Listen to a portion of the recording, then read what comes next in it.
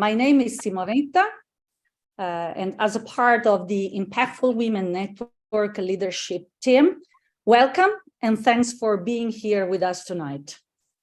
It's an honor for me to be the one opening our international series of virtual events dedicating to celebrating women and promoting women empowerment. In the week of International Women's Day, each day, we will be highlighting different topics that revolve around the experiences, challenges, and achievement of women all around the world. Our series of events will bring together experts, leaders, activists, and community members to engage in thought-provoking discussion, inspiring talks, and interact sections that aim to empower, educate, and celebrate women. From tech and science to entrepreneurship, from health to education, from leadership to creativity, our events will cover a wide range of topics that are relevant to women today. We invite you to join us in this important initiative to help us create a world where women are valued, respected, and empowered to reach their full potential. A world where women are impactful women. I'm thrilled to announce that our week of events starts featuring some of the most inspiring women in tech and science as our special guest. These women have broken down some barriers, challenged stereotypes, and paved the way for future generations of women in STEM. Our guests will share their stories, insights, and experiences, shedding light on the unique challenges and opportunity faced by women in tech and science. We hope their stories will inspire and empower more women to pursue careers in STEM and help bridge the gender gap in this critical field. We divided the event of today in 3 segments, and each segment will last about 40 minutes. And we have amazing women that will tell their stories or something that is relevant to tech and science. But since it's already, yes, we are perfectly on time. All our guests are connected right now, and we have also some audience. Before starting with the first speech, I would like to remember that at the end of each segment, you are going to be able to ask question and answer. You can use, if you are connected to the Zoom room, you can use the chat of the Zoom to write the questions. And at the end of the speech, each speech, we are going to take care about your question. Who is connected with the YouTube channel can use the chat in the YouTube. They are people belonging to our team that are going to just give us indication of your question, and we are going to take care about of you also. So thank you so much again, and let me start by introducing the first segment and the first 2 amazing speakers. The first segment has a very special and particular title that is The New Space Frontier, Possibilities and What's Needed. We be held by Cinda Collins Arsenal and Victoria Sampson. Cinda Colsey Arsenal, co-founder and president of Secure World Foundation, an operating foundation promoting cooperative solutions for the secure and sustainable use of outer space for the benefit of humanity. She is also co-founder and board member of One Earth Future and the PAX Sapiens Family Foundation. She has 50+ years of experience in nonprofit work, including peace and justice, criminal justice, mental health, disability rights, and environmental issues. In her personal philanthropy She focuses on bringing women's critical skill to the table for solving the difficult problems we face, with a particular focus on women, peace, and security. Let me also introduce the second speaker that, together with Cinda, will delight us of talking about this fantastic topic. Victoria Sampson is the Washington Office Director for Secure World Foundation, a nonprofit that focuses on space sustainability and has 25 years of experience in military space and security issue. She's frequently consulted and quoted on these issues and has a special interest to India. Ladies, the room is yours, so I'm gonna just mute myself and let you delight us. Thank you so much.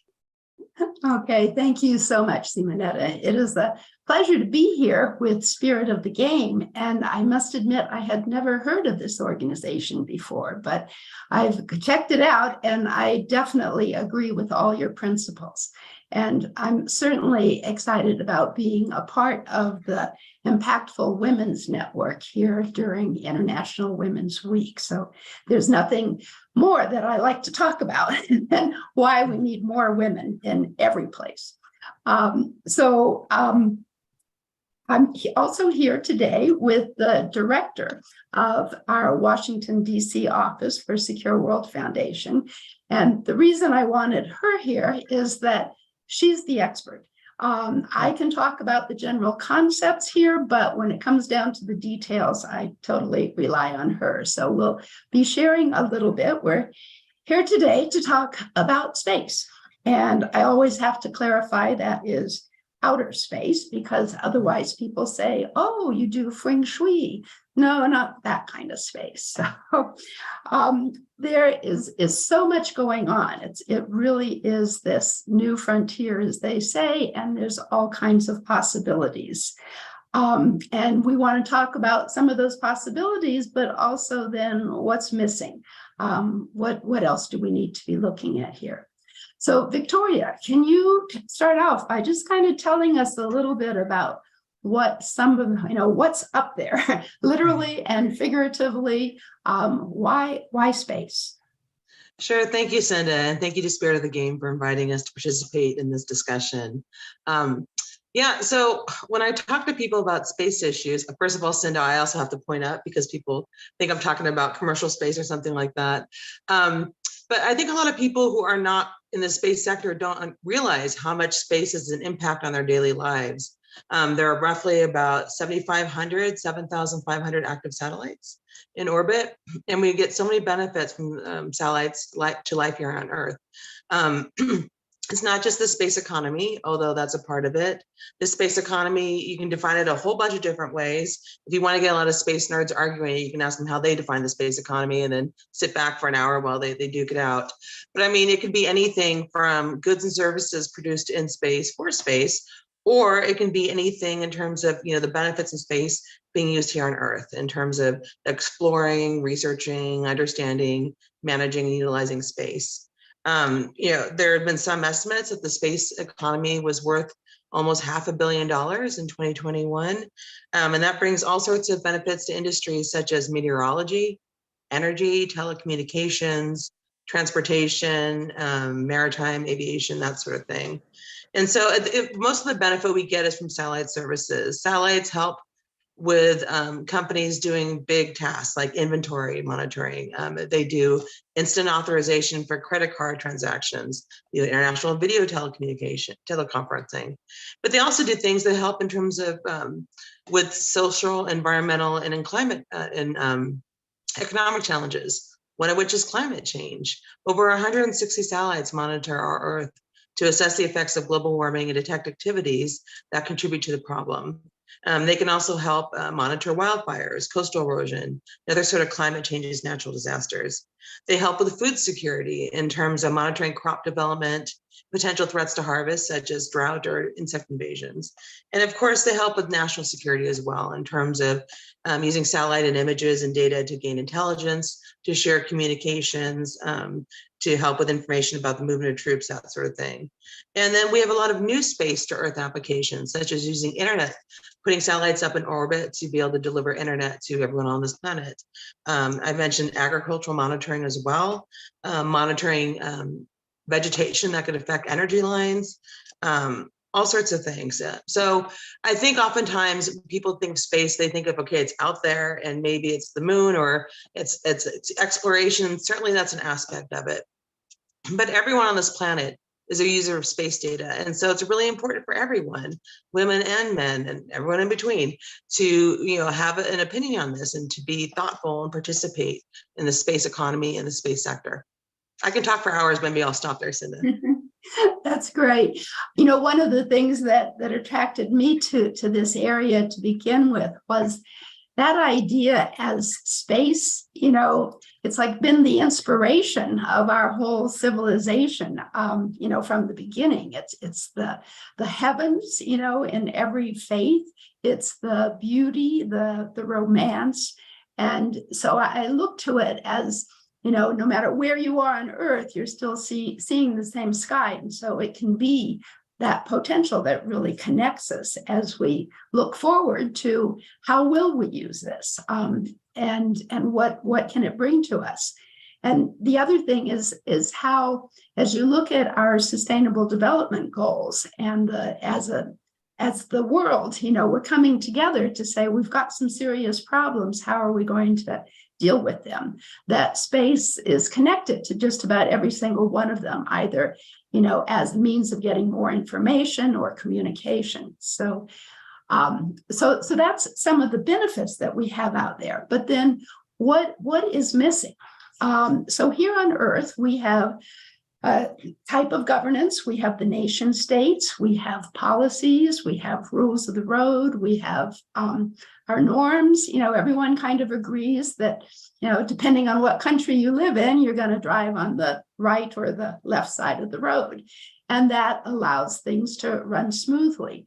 Businesses agree on certain, means of operating. We have our laws. We don't have that for space yet. We have some. We have an international treaty that was set up in 1967 that said, it's for peaceful uses, but it left out a lot of details. And we've got a lot more technology and a lot other uses coming into place now that are still to be figured out. So some of the issues that we're facing, and I also want to bring in women here because that's what we're talking about this week. We know that there's so much evidence that women bring a different skill set to everything they do. And that when women are present, and of course it's a range, but when women are present, better solutions are found, you solve problems. So they are so needed as we look at the future of how we will be utilizing space. So some of the issues that we're facing is debris. So we've been, operating in space for a while and casting trash up there and various rocket pieces. And they're spinning around at a very fast speed. Victoria can give the speed, but and it's a danger. It's a danger to the International Space Station up there. It's a danger to future satellites that are up there. So it's a major problem that we all face. How we solve those problems needs to be a collective solution. Because anything that can go up and grab a piece of debris could also take out a satellite. So who decides how it's going to be done? What are the rules of getting it done? Are some of the beginning questions that we have. The same thing around radio frequency interference, because you've got satellites up there, they're doing very important work. If someone decides to interfere, how are they held accountable? What are the consequences? Space traffic management, the red lights, green lights, stop signs. It's a very different environment, different physics. You can't just put a stop sign and say, okay, stop. So who's going to figure that out? Who monitors it? Who makes sure that people are following the rules? And what happens if you break those rules? So these are still questions to be figured out. Another thing is the idea of mining asteroids. We're kind of running out of some resources on Earth. There are others. There's a lot of commercial companies getting ready to do this. But again, what are the rules? How do you manage that? How do you keep from doing some of the damage that we've done here on Earth? How are we going to learn from those lessons? If we find that there's an incoming asteroid heading towards the Earth, which there will be at some point, who knows when, but we're gathering that information, and then how do we respond? It's definitely a very global issue. Another issue that we're all facing is anti-satellite testing. There's been a number of that by US, Russia, China, India. That creates more debris. So, Victoria, can you tell us a little bit about what's happening in that area?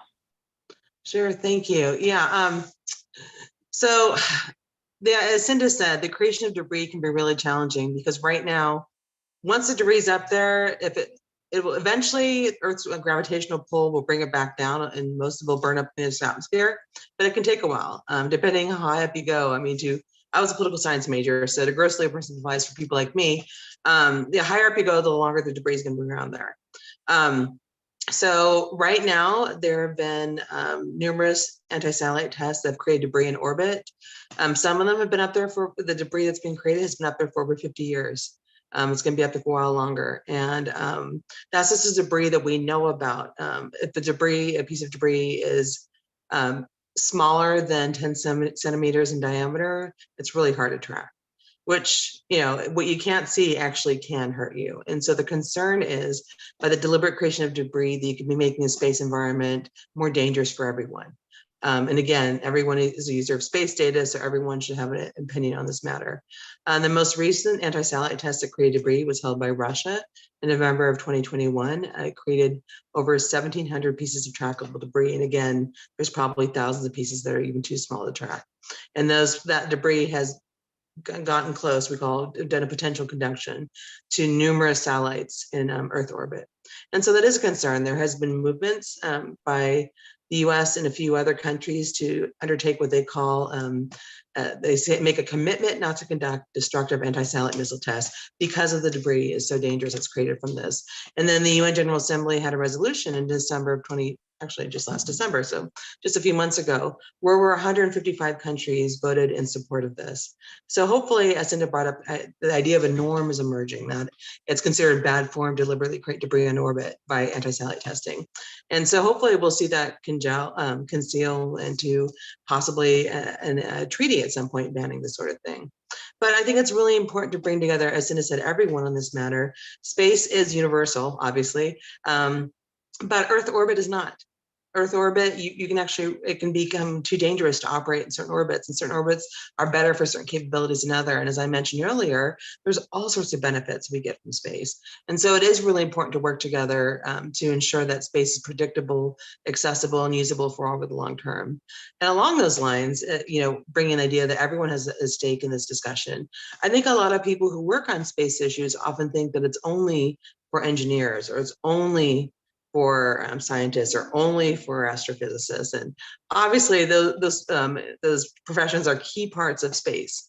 But one of the things I always say, whether or not you can actually technologically do something, if your lawyer says you can't do it, guess what? You're not doing it. And so the lawyers have a huge role to play in terms of establishing, are you following the legal obligations? Are you putting in all the paperwork you need to get your spectrum allocation? You need policy analysts. You need, people to write these laws, English language experts, all sorts of things. And so, we say space is not just for astronomical people, even though obviously that's a key part of it, everyone can play a role in this. And that's, again, where I think it's important to bring in all people, women and men, to work together on this issue to make sure that, you know, we all continue to get the benefits in space over the long term. Yeah, another area is artificial intelligence. You know, we're using that in the robots in space as well as here on Earth. And again, it's important to look at who is making the decisions about how this will be done. And currently, for the most part, it is men in those decision-making positions. So if someone is keying in the code for artificial intelligence and it's a male, they will be coming from their perspective, their thing, and we will have more of the same. So we need to have women in all these positions as we begin to create, what are the rules and how are we going to do this? And in a way, it offers a whole new possibility of how we govern, how we determine these things in a more participatory process, a more inclusive process, and one that, I kind of say that if you look at us as a species, we've been, men have dominated, and that has helped us. We've survived, with the physical strength and the more linear focus. But now we're kind of going over the edge, as I say, if we don't also bring in those more feminine qualities. And it doesn't have to just be in women, but it's those traits of communication, collaboration, and recognizing the intersectionality of things, that you might be working very specifically on one problem here, but that can have unintended consequences. And women's brains seem to, this has been documented, seems to be able to hold more than one thought at a time and recognize how they're connected. And also, I think bringing forward this sense of intergenerational, it's our future, our children's future, and considering, down the road, what do we have to bring to the situation now that can help set up the environment and the policies and the governance structure that will, allow us to continue utilizing all of these benefits. So I was wondering if we had any questions from the audience. You can put it in the chat, as Simonetta said. Right now, we still don't have questions coming in the Zoom. Let me check in the chat in the YouTube. I think yet. Nancy has one. Nancy Chen Wagner is waving her hand. I cannot Hi, Cinda. see Thank you her for coming hand. on, and thank you for coming on, Victoria. Space is one of those places that I'm going, oh my God, is this rules and regulations out there already in space and things doing? Obviously, I need to be talking to you more, Cinda, about that. But the thing is when Victoria was saying there are over 7,500 active satellites out there. So I'm thinking, and 160 is a small portion that's taking care of what's going around in the world in regards to climate sustainability, agriculture, and everything else. And that means X amount, like over 7,000, is floating there doing with internet and everything. Question to you is, and Victoria may have addressed it, but the thing is I'm thinking a lot of these satellites are old, really old, and compared to the equipment and everything's out there, just like in Earth, or the piping and everything. Who actually takes care of that? Do they actually? Well, obviously they're not going to shoot it down, but when they go out there and actually start working on it, updating it, and things like that, kind of like the space station or something. So how does that all happen before it just starts coming down and landing in the ocean or whatever? Do you know anything about that? Victoria? Yeah, it's a good question. So there is the idea when you launch a satellite, you're supposed to have an end of life plan. The idea that you will do something with your satellite, you will not just abandon it up in space. And so depending on where you are, then there are different kind of best practices for end of life. So for example, if you're up at what we call geostationary orbit, which is about 36,000 kilometers, the best way to do it, that's a long ways up. It's far. And so the best plan is to kind of kick it up to 300 kilometers or so to what's called a graveyard orbit, where it's just going to not be an issue really. But if you're lower down, what we call low Earth orbit, which is anywhere from 100 kilometers to 2,000 kilometers, then the idea is you save enough fuel, or you find a way in which to deliberately bring it back down, and either it burns up in the Earth's atmosphere, or you have it splashed down in the ocean, which 3/4 of Earth is covered with water, so you have a pretty good chance of that. So there's that thinking. Compliance with that is not great. It's better at geostationary orbit than is low Earth orbit, but it's still there. Right now, there's no way in which really to go up and work on satellites, physically work on satellites. They have what it's called on-orbit servicing. With the idea you're going to try and maybe add more fuel or add another fuel pack or help out, but that's still in the very nascent stages. You can sort of do software upgrades and that sort of thing, but essentially, once the satellites are up there, you have to figure out how to make them work on their own. And so it is thinking about how do you deal with this sort of thing. Some of the older, the bigger satellites are older, absolutely. One of the good things about when you're seeing these new, very large constellations, you may have heard of SpaceX has Starlink, which has over about 3,700 active satellites. They have a shorter lifespan, and that's on purpose because they want to take advantage of iterations in improvements in technology. And so they live, I think they go up and they come down after a couple of years or so, which is better.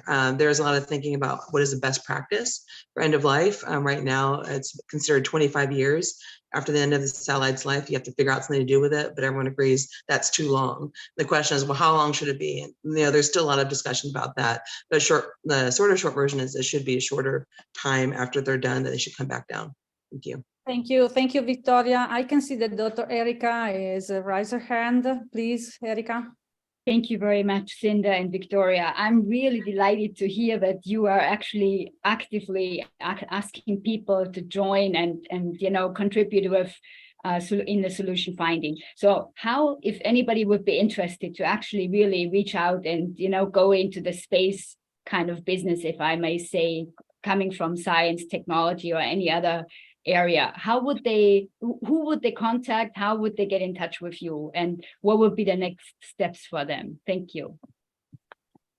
Okay, well, so Secure World Foundation is an operating foundation, and we have an office in DC as well as in Colorado.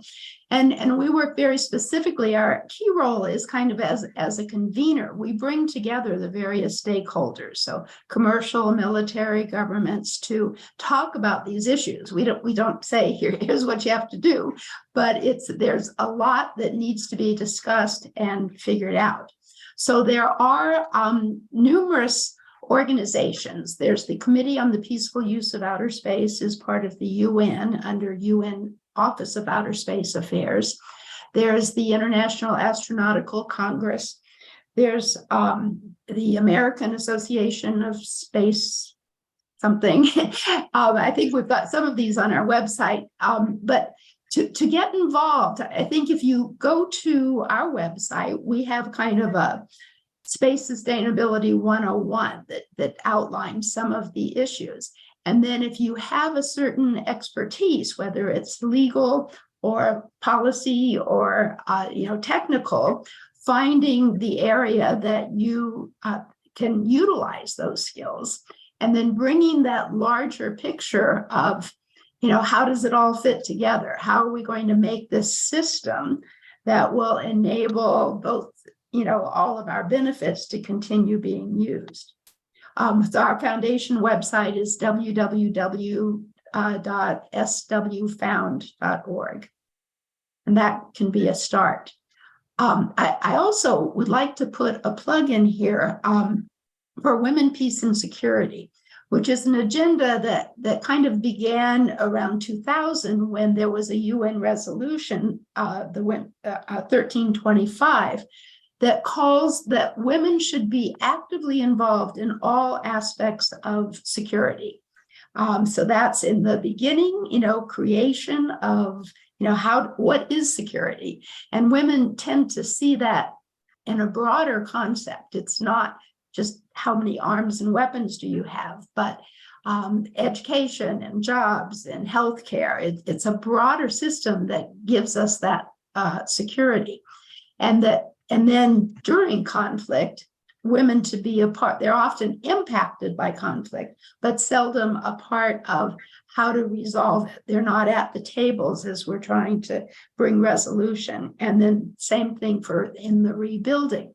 So as women do become more involved in the creation of these policies, hopefully, as I said, they can be more inclusive, participatory, involving those who are impacted by the consequences of our actions. Right, and one more thing. I'm sorry. Yes, go ahead, Victoria. Please, Victoria. I know we're running on time, so I just wanted to put up really quickly, if anyone's interested in learning more about these issues or possibly ways in which of getting involved, Secure World Foundation has our annual Summit for Space Sustainability, which will be in June this year in New York City, where it's in a different place every year. The information you can find out about it is swfsummit.org. But there are options to attend in person, but this is the world we live in. There's also virtual options as well. And this might be a good entree into some of the topics for those who are interested in learning more about it. Thank you. One thing that we can easily do at the end of this event is to collect all this useful information, so website, events, and I will create a specific post on LinkedIn with all the information, so people can just follow up on the LinkedIn page or keep in touch with us, and we can give them all the information. We have one question Yes. coming from Joseph. Joseph is asking, since one satellite can see half of the Earth, why do we need more satellites in the space? That's a good question, Joseph. And so it's actually a little bit more complicated than that. Yes, one can see half, but only at one moment of time. So to get broader coverage, what's happening with the weather in South America and North America and Europe all at the same time, you need to have more satellites that are able to communicate with each other as well as here on Earth. And each satellite has a different purpose. So some are photographing for looking specifically for water or weather. Some are communication satellites. And the other thing, this was an interesting thing for me as we try to track the debris out there. You're looking at it both from the Earth as well as from the satellites in space. The more information you have, the more accurate you can predict things and do something about it. So in the case of if some satellite is coming close to a piece of debris, or the debris is coming close to the satellite, at this point, we can only kind of say, well, there's a 15% chance there may or may not be a collision. And then the satellite has to decide, is it worth the energy it would take to move my satellite out of this path, or should I chance it? Or so the more angles you're looking at this from, the better information you have and the more accurate that you can provide that data.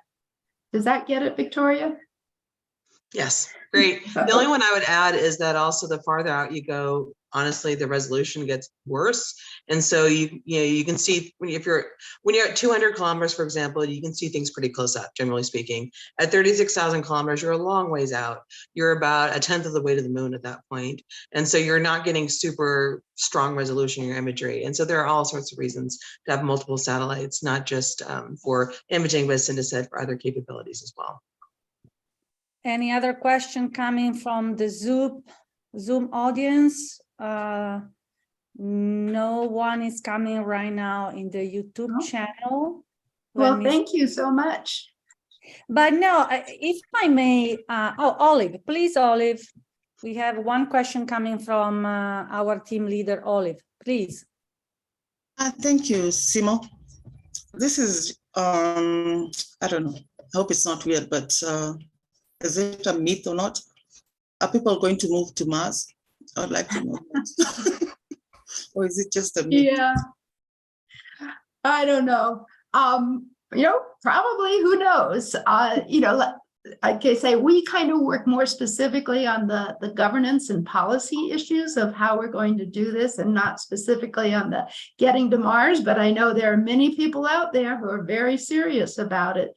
And, I think the way we as humans are is to want to know more, do more, learn more. And so there's a whole big universe out there, and people want to explore it. But if I may, we cannot pretend to be alone in this universe. So we neither don't understand the boundaries. We are a little teeny tiny in a huge, I don't know, universe. It's True. Untangible. So personally, I don't think we are alone. But I found this talk absolutely amazing. So you said something that probably in our regular life, we are not used to think about. So we give for normal, to be connected. And we don't think about that they are these kind of problems, opportunities coming from the satellites, but problems. And I'm so glad that they are women like you and Victoria that are helping us absolutely to take care about all these kind of things. But while you were just describing the situation, it became very natural to me to think about the gender gap between women and men. Especially in this field, it's huge. It seems to be huge. And 2 weeks ago, I was preparing the talk show we are running for the Impactful Women Network in Italy. And it was all focused on women, men, and the engine and cars, because at least in Italy, it's normal to think about that the women is not able to drive a car. We are not good on that.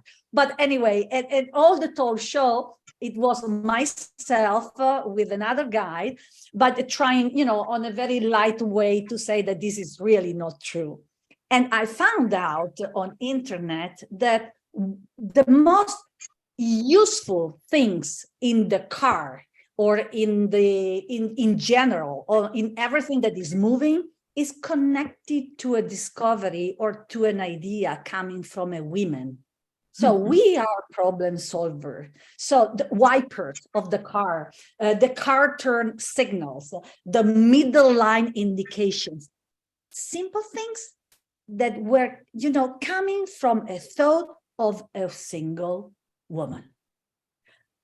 I'm sure that even in this respect, to sort out problems in the orbit with satellites and all the security concept, but also the ability to work together, all people, all countries, is going to come out from women, from a community of women like you and like us. I'm totally positive about that. Absolutely. So thank you so much. Any questions? Still any question? Peter Itabu is my name. Please, Peter. And I'm a man. I want to appreciate your presentation. And I'm from Uganda. So I wanted also to let you know that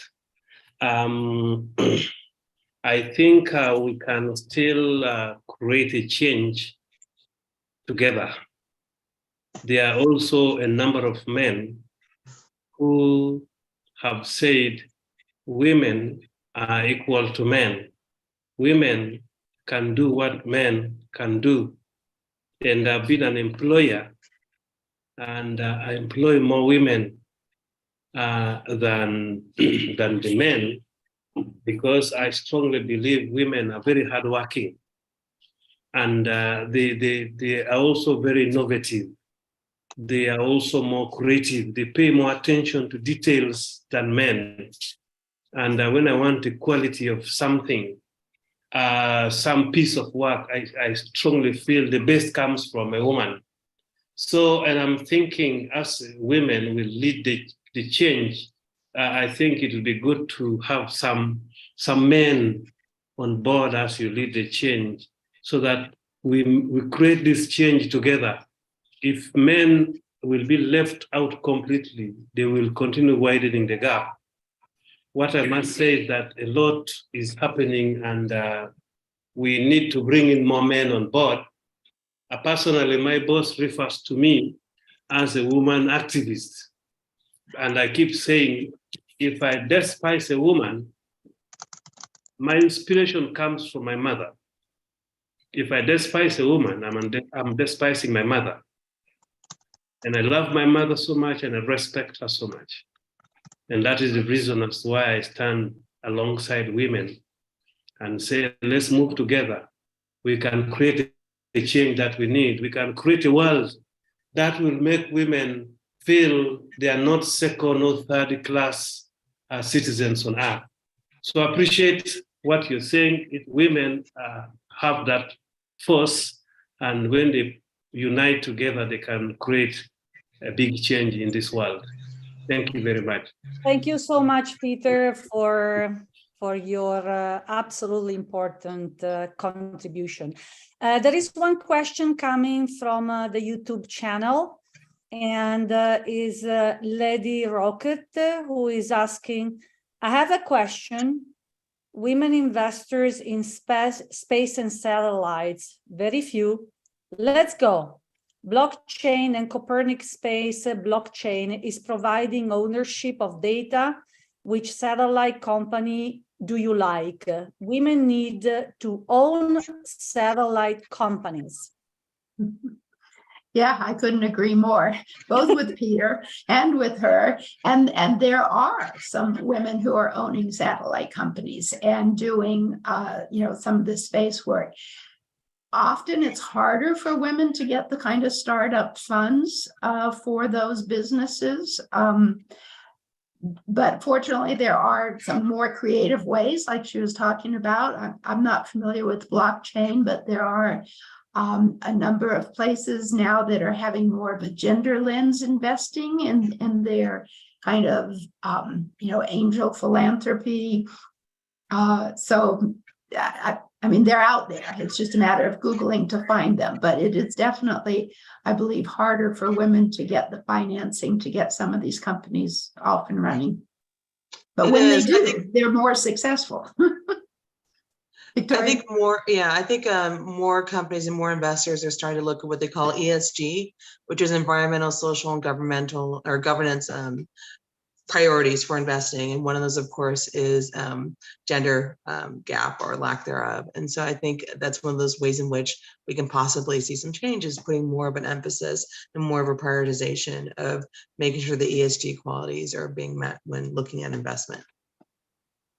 Ladies, thank you so much. I appreciate time you spent with us. And I know that Cinda, maybe you are a little bit in rush, you have another appointment, but if you want, and also you, Victoria, if you want to stay with us, you are more than welcome. And I think that now it's time to switch and go with the second segment. So the second segment, we have other two brilliant ladies. And this time they are gonna do two different speeches. Dr. Daria Loi, that will talk about women in senior tech leadership problems and opportunities. And then Dr. Erica Wichrow talking about how to thrive in male-dominated sector workspace places.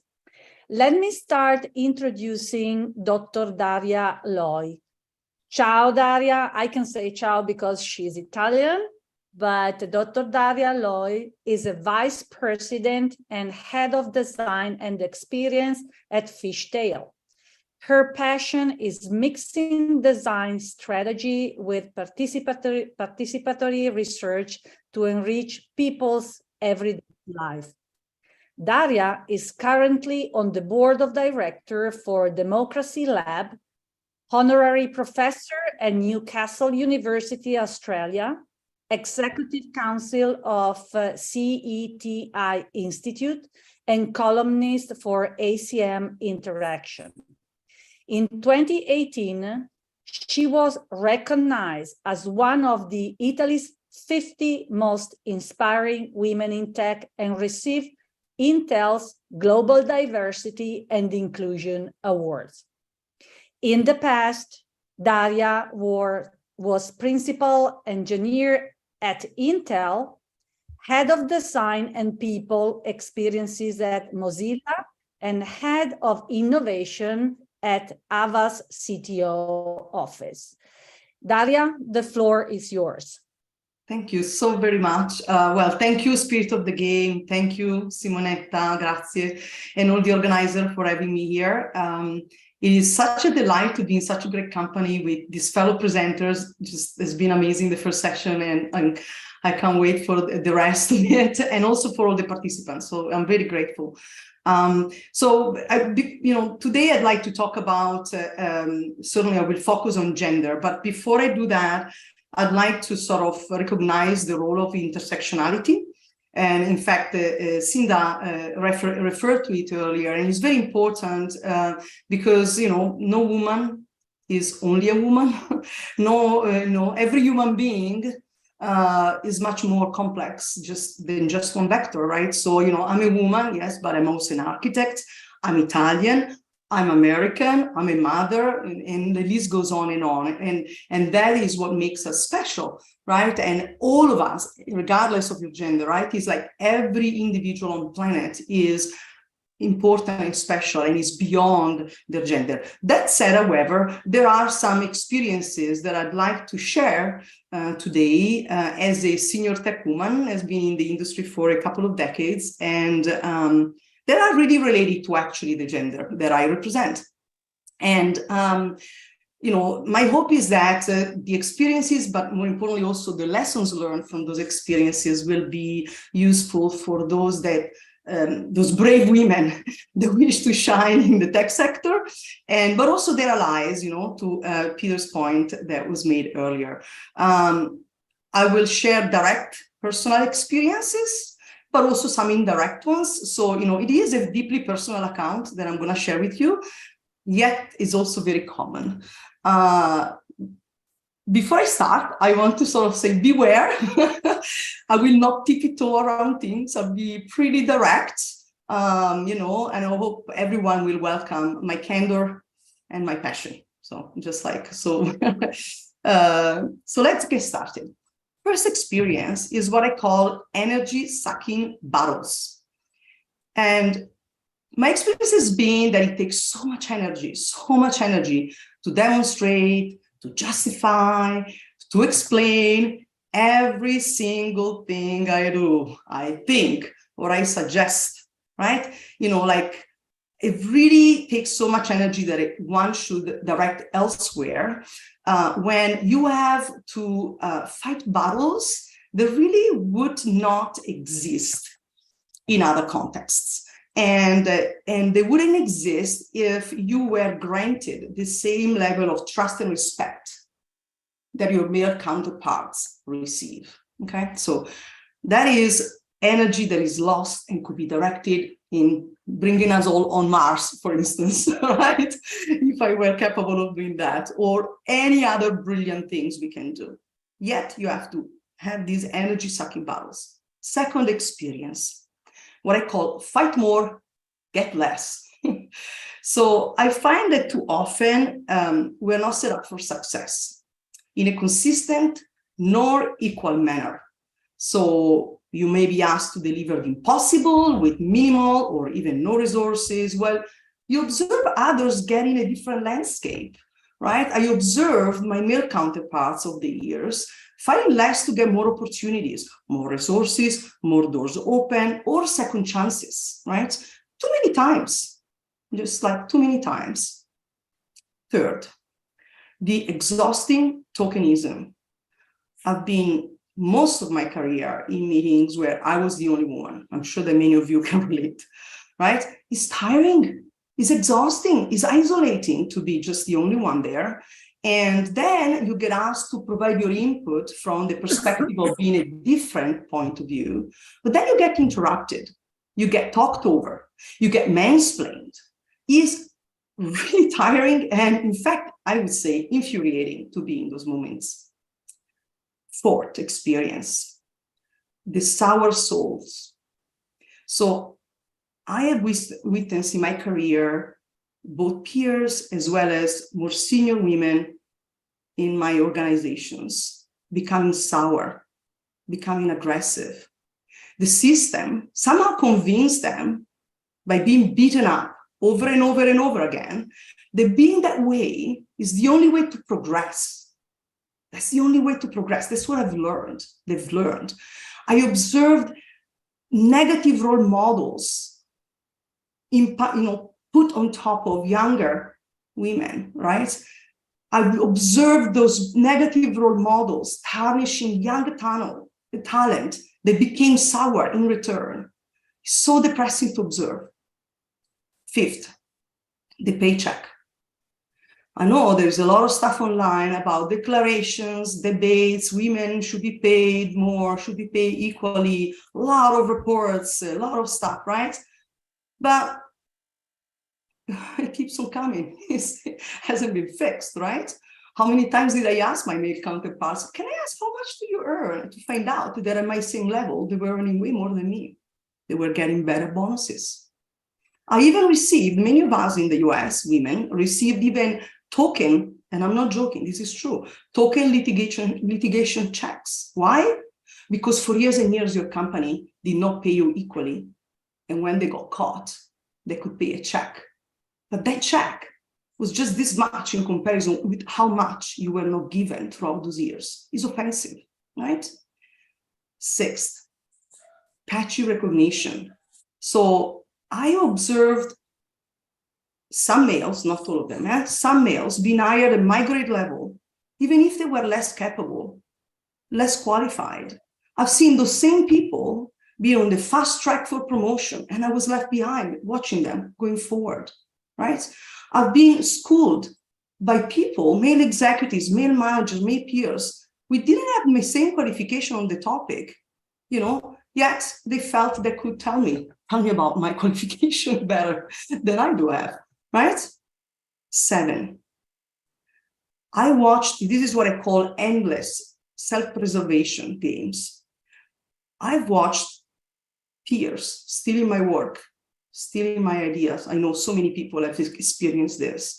They were applauded for their effort. And when I actually complained about it, and I spoke with my manager, you know what I was told? I was told that nobody would have ever stolen my ideas, my work, if I were smarter and better at protecting myself. This experience eroded my confidence for months. And it's not an isolated scenario. 8, fitting the mold. I was, and this is not the only team, but there was a team where I was in many years ago, where every time an assertive woman would be assertive, she would be sent to a career coach. And every time a male counterpart was assertive, he would get sent to a leadership retreat. See what I mean? And this was systematic for years. And I sat in performance reviews where, despite the fact that all my accomplishment and my output was spot on and outstanding, the entire performance review was about my communication style. The entire conversation, right? I sat in job interviews where I was being interviewed only by males, not even one woman, only white males, I should say. I sat in job interviews where the questions were so biased, right? 9, and last depressing note.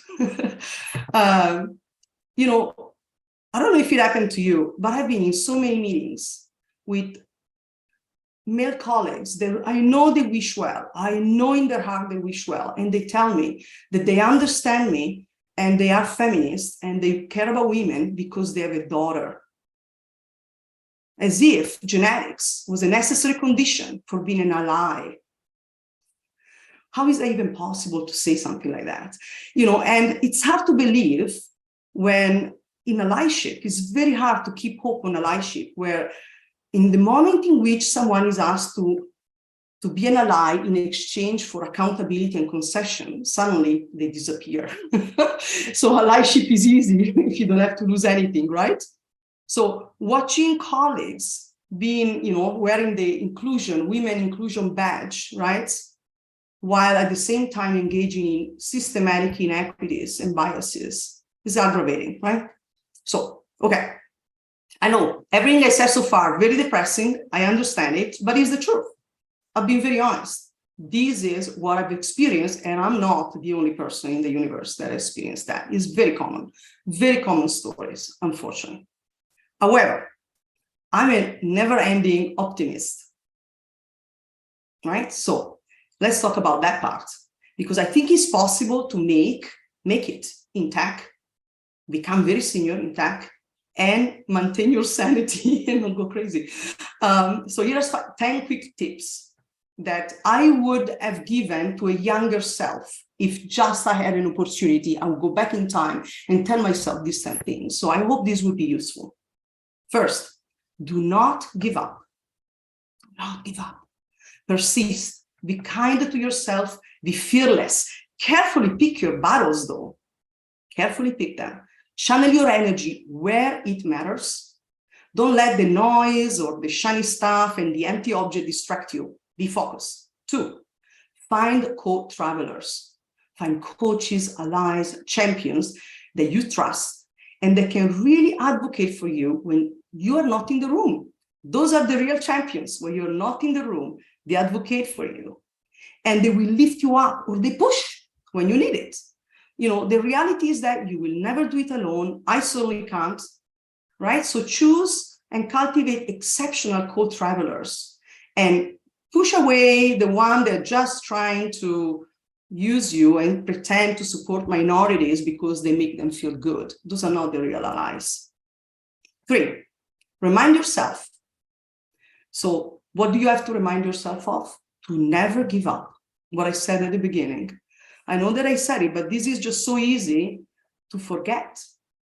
So not only you have to remember to not give up, but one has also to remind oneself to not do it and to stay focused what really truly matters, which is you.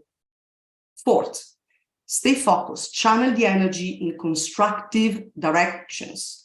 You know, really, I say be shamelessly respectful and respectfully shameless. Be unstoppable, right? You know, just learn how to live when a situation is just wasting your time. Just live. It doesn't deserve your time. The 5th thing I would say to my younger self is be kind.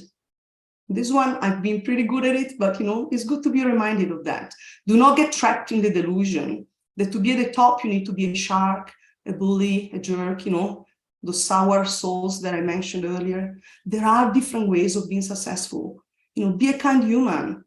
Model empathy, but also be smart, be direct, be clear in your intention, assert your views and intention. It is possible to do that and be kind. It is possible. 6, embrace diverse perspectives, actively participate, lift, enable, support, and celebrate women's and other minorities. Just support others. Do the right thing right, pay forward, give back. Be part of something larger than yourself. Because, you know, that, if you do it with all your open heart and generosity, will bring rewards back to you. 7th advice to my younger self. Do not wait for things to happen. Do not wait for others to open the doors for you. It may happen, but don't rely on that. Open your doors. Build your own keys. Maybe design your doors, but just don't wait. Demand what you deserve with clarity, with precision, relentlessly, uncompromisingly now. 8, make a plan. I'm a product person, approach your career in the same way you'd approach that. Your research, your plan, you set milestones, right? There are steps you take. Just approach it in the same way in which you would approach any project with dedication. Stick to your plan, but be flexible.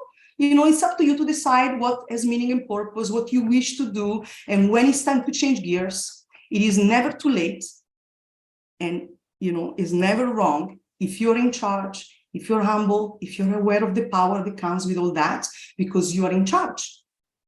9th, be yourself. Okay, it took me years to learn this one personally. I'm Italian, as I said earlier. I lived in Australia for 10 years, and now I've been in the US for many, many years. And for a long time, I tried to fit and not be myself 100%, right? It's just a terrible mistake. Do not try to be something else. Do not compromise your identity to make someone else feel comfortable in their own skin. If they are not comfortable, it's their problem, not yours. Do not linger in their drama. Be compassionate, be supportive, but move forward. Do not compromise your identity ever. And 10 and last, demand. I would say to myself, now is your time. If you do not succeed right away, that's okay. Get an energy and clarity boost from your true allies, pick yourself up and try again. It will pay off. Be fearless, it will pay off. So to conclude, there is a very interesting report by IBM, the Institute for Business Value. I highly recommend. I'll put in the links. I'll send it for the links. And very interesting report. One of the things the report states is that for organizations to unlock the benefits of gender diverse leadership, they need to elevate gender equality to a formal strategic priority, value the contribution of women as highly as men, and recognize women as top performers in greater numbers. Now, I really agree with this completely, but I also have something else to add, and maybe blunt. The report probably couldn't be as blunt, but I will. And this is something that I always say to tech entities and corporations, you know, particularly the one that are so passionate about diversities, right? The one that talk about female pipelines, or during this week of International Women's Day, I've got huge public declarations on the websites, right? So here's what I have to say to them, and that I encourage you to say to them. Stop the paper promises, stop the talking, start the doing. Talking, easy. The doing, that's the hard work. So demand for the hard work to start or to continue and get done. Amazing. Amazing, Daria. I clasp my hand for also for the audience and all the others. And I really enjoyed what you just described and said. And I propose to make, you know, to put on paper the list of your suggestions and to share with all the others. I wrote down on my paper. So, Thank you.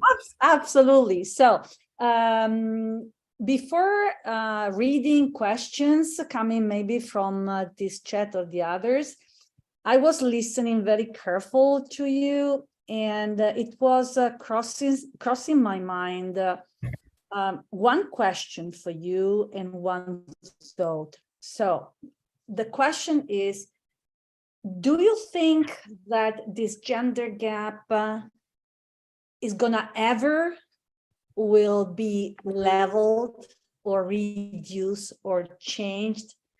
And do you think that to do that, one thing that everybody can start to really do, and not just saying, but acting, is to work properly in the new generation?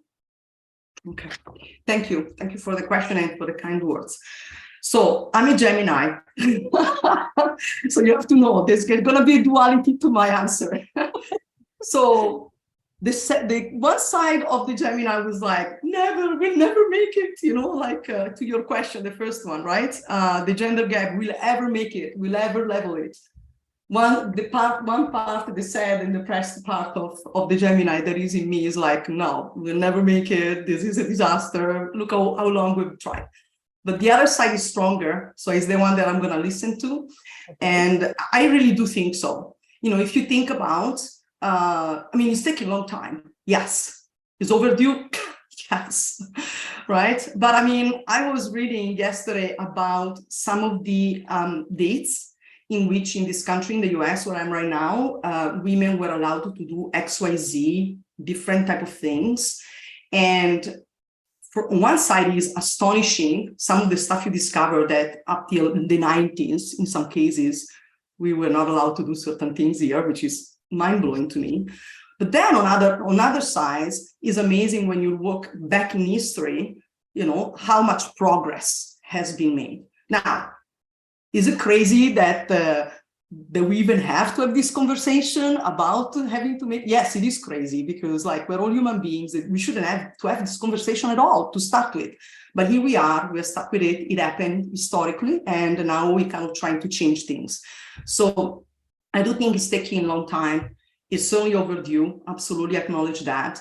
However, I do also want to recognize that there's been a lot of progress, and that progress happened because there have been some brave humans that decided to fight, and not fighting, punching, but decided to really put it all in, right? So I do have, I'm an optimist, as I said, right?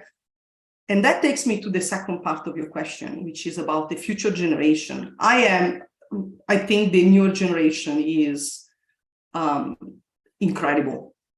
I have huge hopes for this new generation. This is a generation that has been growing up. I've got a 10-year-old, right? So it's a generation that has been growing up with understanding about the environment and environmental issues that is unprecedented. I didn't have that preoccupation when I was 10. I was playing. But my son knows so much about environmental issues that is incredible. He knows so much about LGBTQ communities. He knows so much about sexism. He knows so much about bullying. He is being exposed for one reason or another to a huge variety of things, partly because we are in a crazy world, and so you get exposed, partly because he's got maybe parents that are exposing him to it, but also because he's a generation that is getting the fruits of past mistakes. And now they have to fix them for their own future. And so I have a lot of hope in this new generation. I really do think that if I had to decide and I could put my effort only in one direction, right? Perhaps if I couldn't put in all directions, which I think is better, but if I couldn't, I certainly would focus on the future generations, because I think that that's where the true hope is. Because they are the future. And also because they are like really, they're different from past younger generations. There's something different about this one, you know, they really are fierce about the topics that really matter. So I'm really hopeful. Thank you. And we should support them. Absolutely. Thank you so much, Daria. Any other question coming from this beautiful panel of people? Let me see if someone is having a question or some thought, or it's because you were so clear and simple in your explanation. Brava, Daria. We have yes, one of our supporters from Italy. Actually, Stefania introduced me to you, so no, Ariana, thank you so much. Mabel Madhu is raising the hand. Please, Mabel. Hi, Mabel. You have to unmute yourself, please. Hello, can you hear me now? Yes. Yes, please. Okay. Please, I'm so sorry that I joined very late, but all the same, I enjoyed the lecture. I just want to ask, how do you react when your fellow woman wants you to compromise your identity? How do you react to that? Yeah, thank you for the question. As I was saying, Mabel, it's been like a very hard for me, particularly when I moved to this country where I'm now. I felt it a bit less when I was in Australia a few times, but when I came here, it was really difficult, especially in the workplace, right? There was a lot of moments where my being Italian became a problem. Literally, right? I mean, I heard people telling me to stop my hands because it was annoying and distracting, right? I mean, talking about biases and, you know, like, or where, you know, me being passionate was mistaken for being aggressive and so on and so on, right? And the first instinct was self-preservation. And so, of course, I would try to keep my hands under the table, lower my voice, you know, I've got like my kind of balls here for meditation, you know, all this type of stuff. And, but then I arrived to a point where I realized that, why am I doing this, right? Why am I doing this? What is the benefit? Who is benefiting from this? Because I am not. And so is a voice that is in your heart. It's something in your soul that tells you, right?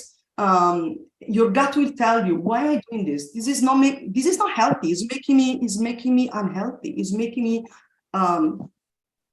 not who I am. And maybe it's age, being older, sometimes you're like, I don't care anymore about what other people think about me.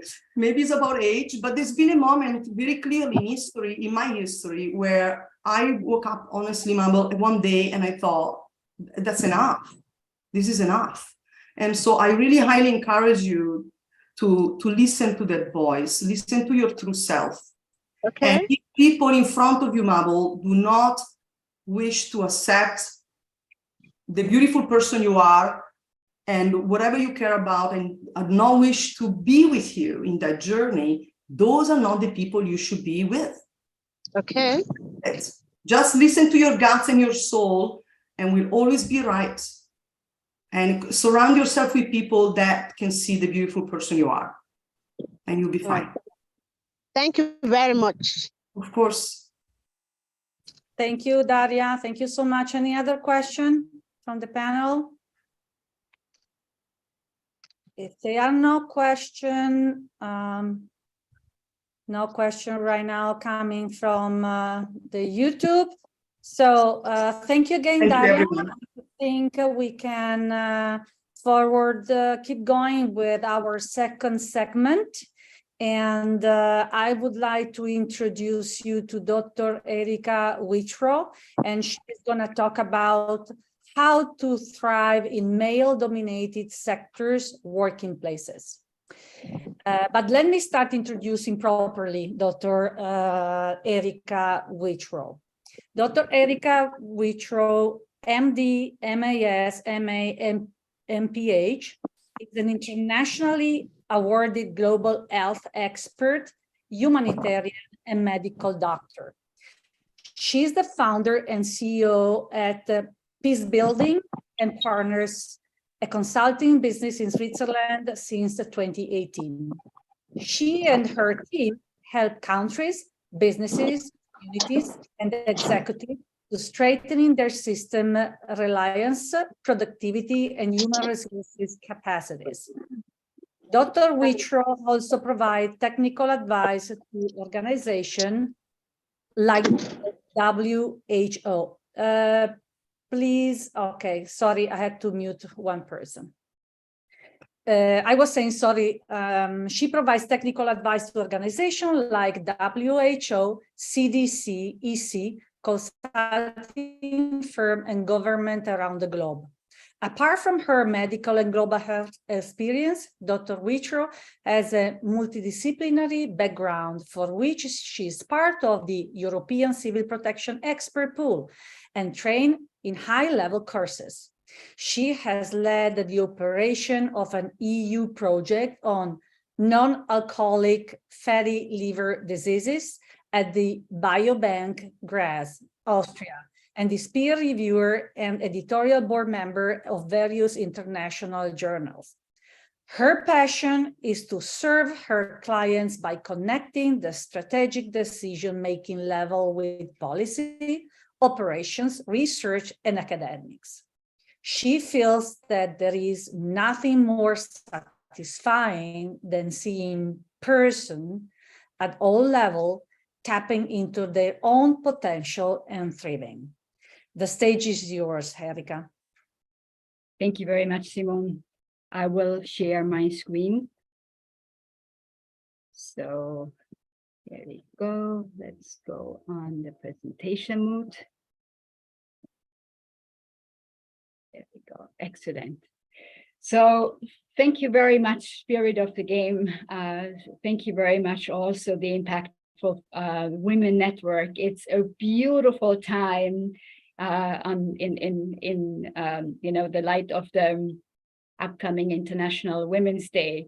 And I really congratulate everyone who is online right now to join, because you have shown commitment, you are showing interest, and you are also showing that you have much more potential that you would like to kind of tap into. So I would like to talk about the 10 key lessons of my unconventional career path on how to thrive in male-dominated work sectors. And that goes beyond the science, as you might figure out over the course of my talk. Because at the end of the day, I think it has been really mentioned already beautifully. Women or men, we all have both qualities. And I think this is really what's important, to tap into both qualities and to really know how to use them in the best way possible. Now, what I really enjoyed very much was Cinda and Victoria talking about outer space, because when I was little, I dreamt of becoming an astronaut. And then people were telling me, you are a girl, you're not going to go, this is not the right thing for you to do. So, and then we just heard about from Daria, what's out there in the tech and science community, like, being cheated on or things being taken from you. So when you look at the left lower corner, you actually see the traditional way things or culture and cultural perspectives, which are still kind of very common in most of the countries. And I have been working in Afghanistan, in Syria, in war-torn countries all over the globe, in health security. Once I actually left the science space in terms of the research project for the EU, but also figured out that I would like to do more work and for the greater good and serve humanity in a different way. So my path is actually quite unconventional, and I invite everyone, every woman, every man, to really go towards this unconventional path, or to figure out what you actually want to do.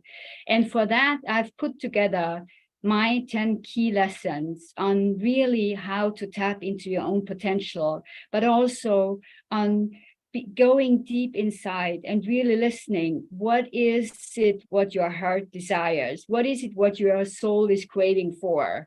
Because in many places, including myself, initially, I was supposed to become, the conventional housewife, raising family, raising kids and being in a family. And then I figured out maybe, there's something more I'm actually capable of doing. And I think we all, regardless of being a woman or a man, we really have wonderful skills, wonderful gifts, which we can look at.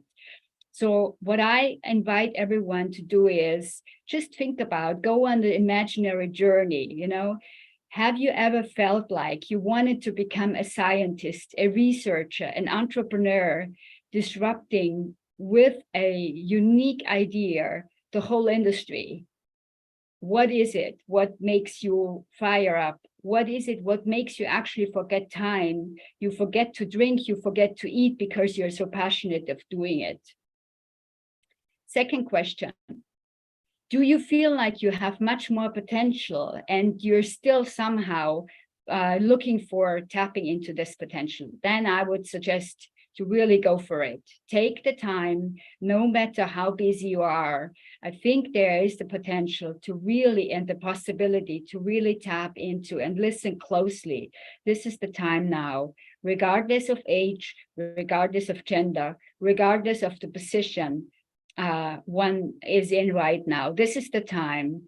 I'm so grateful for Cinda and Victoria because they made me rethink about my dream of becoming an astronaut. Maybe I'm a little bit too old of becoming an astronaut, but you know, there's people who need health considerations in outer space. So that's something that might be interesting for any health professional, or as we heard, the legal component. On the other hand, certainly there's a lot of research which can be taken care of in various areas. So what is it what you want to do and why? I had a very deep thought about that, and not just once. I think there is like every 7 years for myself, I am really rethinking of whether the career I'm in is still the one I want to continue, or maybe I want to expand. And that explains the various kind of education and my multidisciplinary background, because there is always space for learning more interconnectedness, and for expanding the technical and of course also the personal development skills out there. So make an honest self-assessment. And by honest, I'm saying, and I'm meaning to really look into what are your skills, what are your gifts, what are your talents, what is your social network, what is your family, you know, do it for every single aspect of your life, and then pull together, because there's so much to be grateful for. We usually tend to look at what's not there, what is the lack. Actually, there's quite a lot of stuff. And if one does not, I stopped, you know, watching TV and reading newspapers and news, because I believe what needs to come to myself will reach me. So when I stopped listening to news in the morning, my day becomes so much lighter. That doesn't mean I have the rosy glasses on. Actually, it just means I focus on what's important to me, and I focus on what I would the day like to be. Certainly not every day is going to be the same, but what I figured out for myself is the way I start the day will actually determine which direction I go, how I feel about the day, whether I achieve you know, the most critical things. If I have a to-do list which has 100 items, certainly I will not finish them in one day. And I think it's also a matter of prioritizing. So this honest self-assessment is giving you a frame, and then lays out the possibility to make a plan and add a timeline, keeping in mind that you are allowed to reinvent yourself every single time whenever you feel like there is something more you're craving for. Don't get distracted by shiny objects. However, really listen closely, and having a vivid vision, you know, about your own life, about what you want to achieve, really looking ahead 3 years from now, that's something which will help doing so. Then once you have this kind of rough outline, and it doesn't take too much time, it's really kind of focusing 1 or 2 hours and making this self-assessment a rough plan and an outline.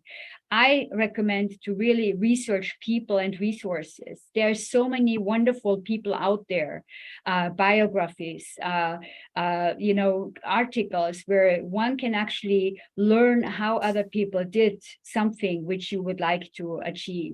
And what I got inspired is people like Robin Sharma, you know, people who are teaching at Mind Valley, people like our audience here, you know, the speakers on this platform are incredibly inspiring.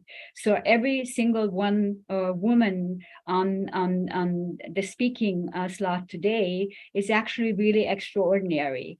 And gives an example of how things can be. And what I also like very much about what Daria was saying is we are all unique. We all bring something very special to the table. So that's incredible, you know, be proud of that. Doesn't mean one needs to be overconfident, but being proud of what you bring to the table because it is something very special really deserves the space.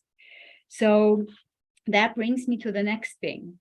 Research people and resources. There's quite a lot of possibilities out there. And I also encourage everyone to really keep a close look at your thoughts. We are our closest and sometimes often the biggest enemy. Why? Because the way we talk to ourselves, and specifically women, usually tend to talk very badly with themselves. No one best friend would ever talk to ourselves like we sometimes tend to do. So keep in mind the way you think, the way, you know, the thoughts are triggering emotions, and these emotions then do cause actions or reactions. And those reactions, actions, again, lead to thoughts. So it's a cycle which really need to be looked at very carefully. And the more we are aware of these kind of cycles, the thought, emotions, reactions, and thought cycle, the more we are really making conscious choices and taking conscious actions. Another component is reach out and connect. And it has been mentioned already several times today. Reaching out means be proactive. Don't get discouraged if you're turned down. It's got nothing to do with oneself. People are busy. People are really having, you know, a tight agenda. Just keep on moving, keep on doing, and keep on having maybe, you know, asking somebody to mentor you. What men actually do quite well, and I think we women can do better, is to really have this affiliations, this kind of linkages among women. Now it's getting stronger and stronger, and I think the impactful women's network is a very good example on how women help each other, you know, to really thrive in certain positions, in certain areas. I still see that there is much more space for improvement, and I have been working in leadership positions in many male-dominated, but also in very multiple and diverse working environments in teams. So this is something which really needs to be put forward and further enhanced. Also, I recommend every single day, take the conscious choice and commit that you expand your comfort zone. What does that mean? It means you do the things you are not really comfortable with. You know, the more you practice, the better you go. I learn every single day a little bit and something new for myself. Sometimes I'm like, I don't really like it, but still I go for it because I have committed. And I think that's so critical to really move forward. Another component is be confident and know your worth. We women specifically sometimes tend to look at what we cannot do or what we don't have when it comes to job descriptions or, you know, some career possibilities. Men usually say, oh yeah, I can do that, you know, or I have that competence, even if we don't. So that's something I think we all can really be more confident because we have so much more technical skills, so much more competences when we actually think we have. Also be aware of the surrounding. It has been mentioned already in the past speeches.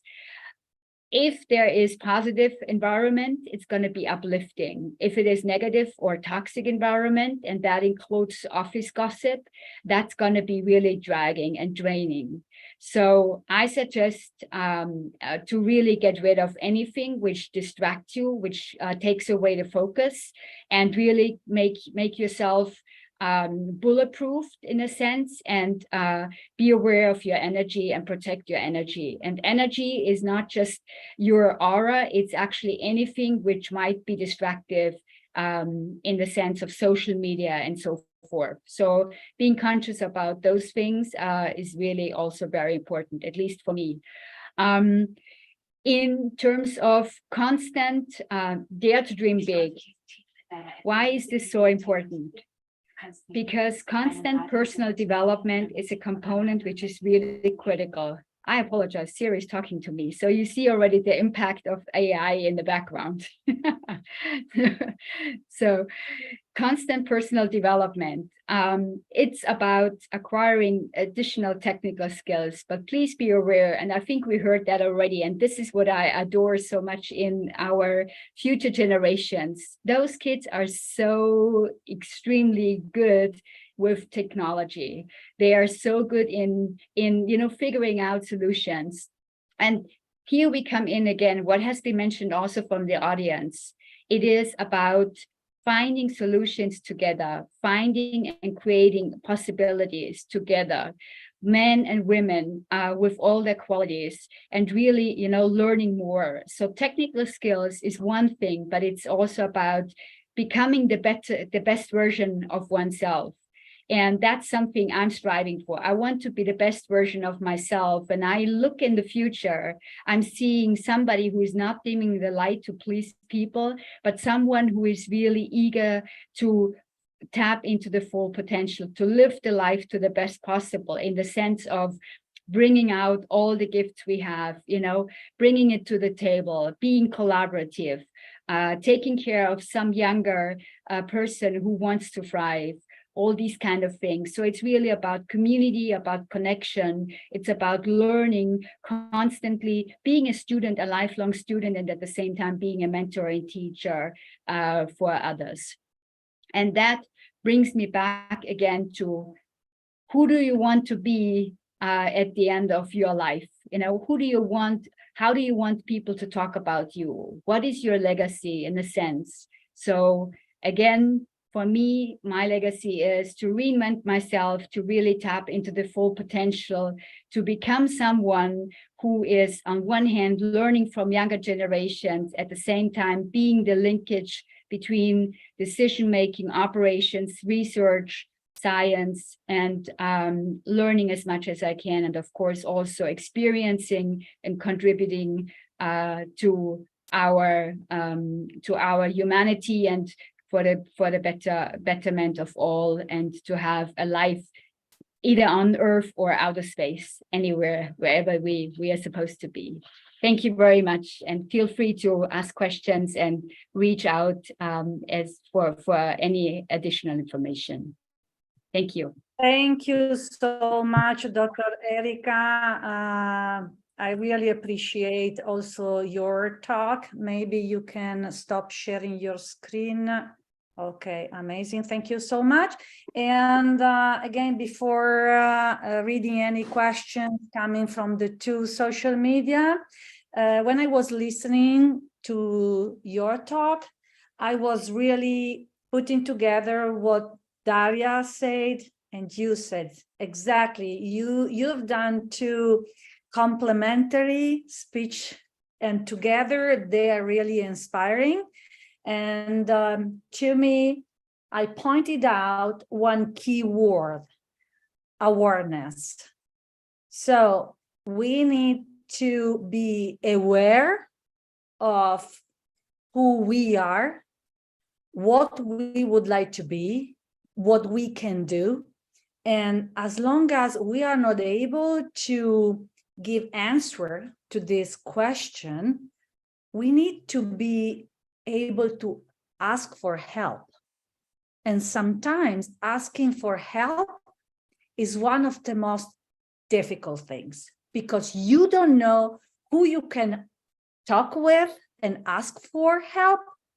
And even if you know, sometimes the people are just shy or scared and they don't want to do it because they feel, not good in this respect. So it's difficult to be aware of what you are, especially if you would like to be something different and you are not proud of yourself. Am I right? Absolutely. And I think you just really hit the nail. Thank you very much, because being authentic really requires to have the courage to face yourself in the mirror and say, you know what, I really love you. And this is something, it might sound odd, but for me, it works.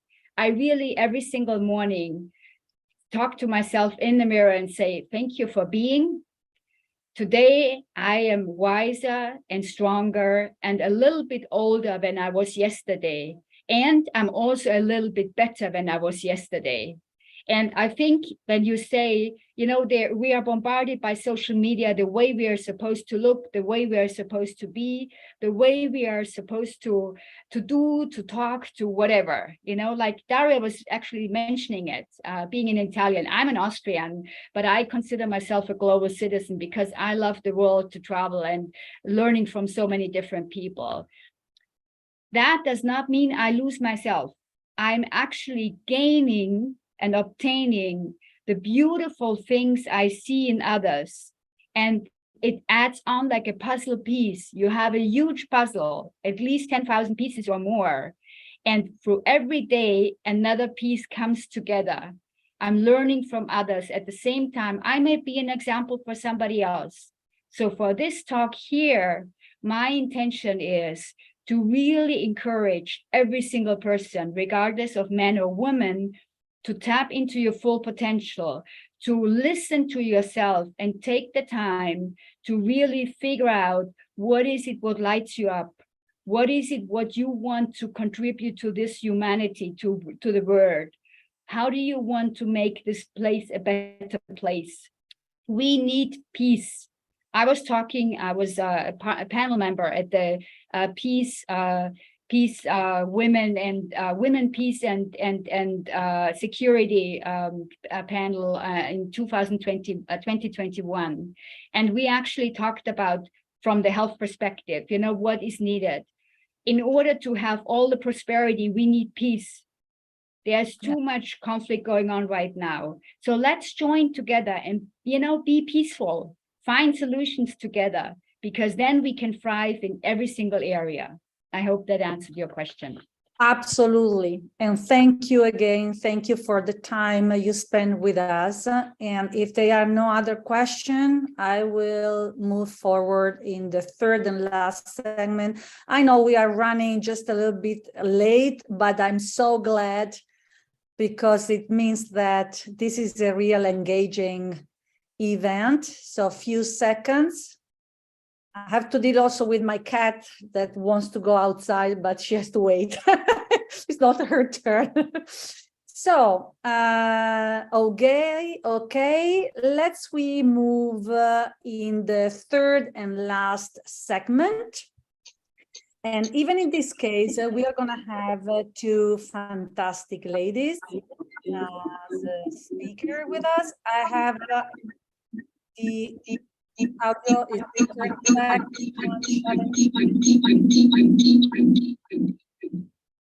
One second. Sorry, Dr. Geetha, but the audio was not okay.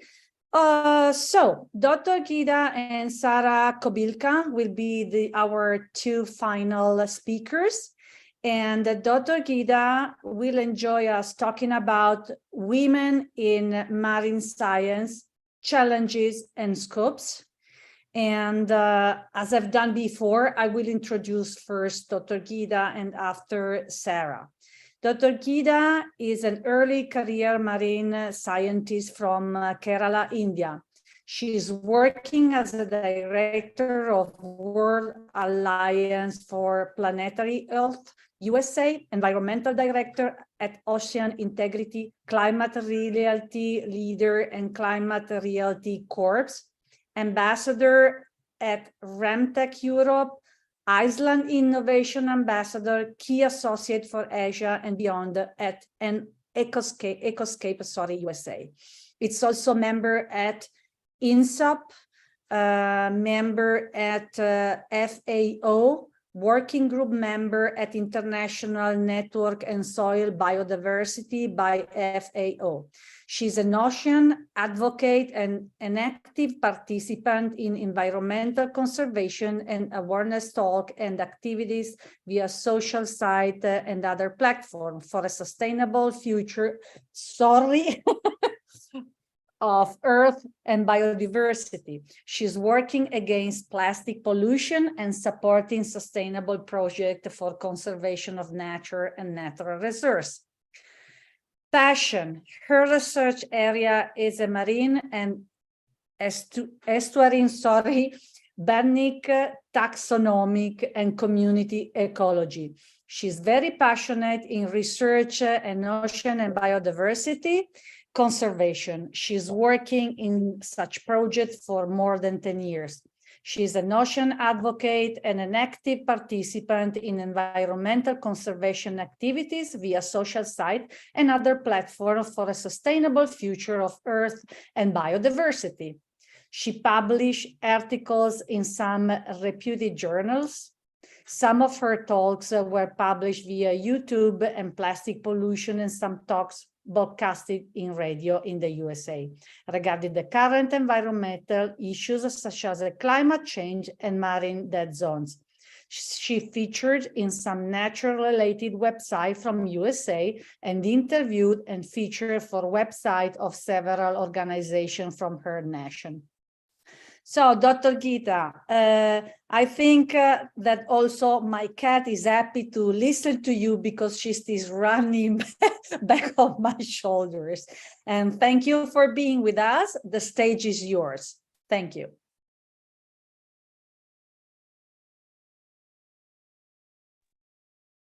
Can I hear?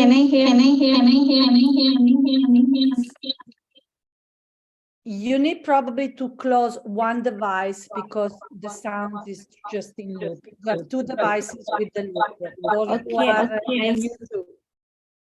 Try again. No, we cannot listen. We cannot hear you. You need to activate just one device, please.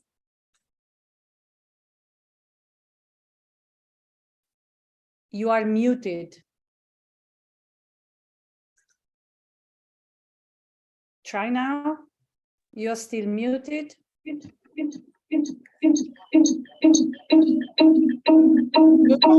you have two devices? We cannot hear you. You need to keep open just one microphone, or maybe you have open also YouTube. I cannot hear you. If you have YouTube, mute YouTube so you can speak. Try now. No, you are muted. Can I hear? So try to work on your devices. I think you are keeping open Zoom and YouTube.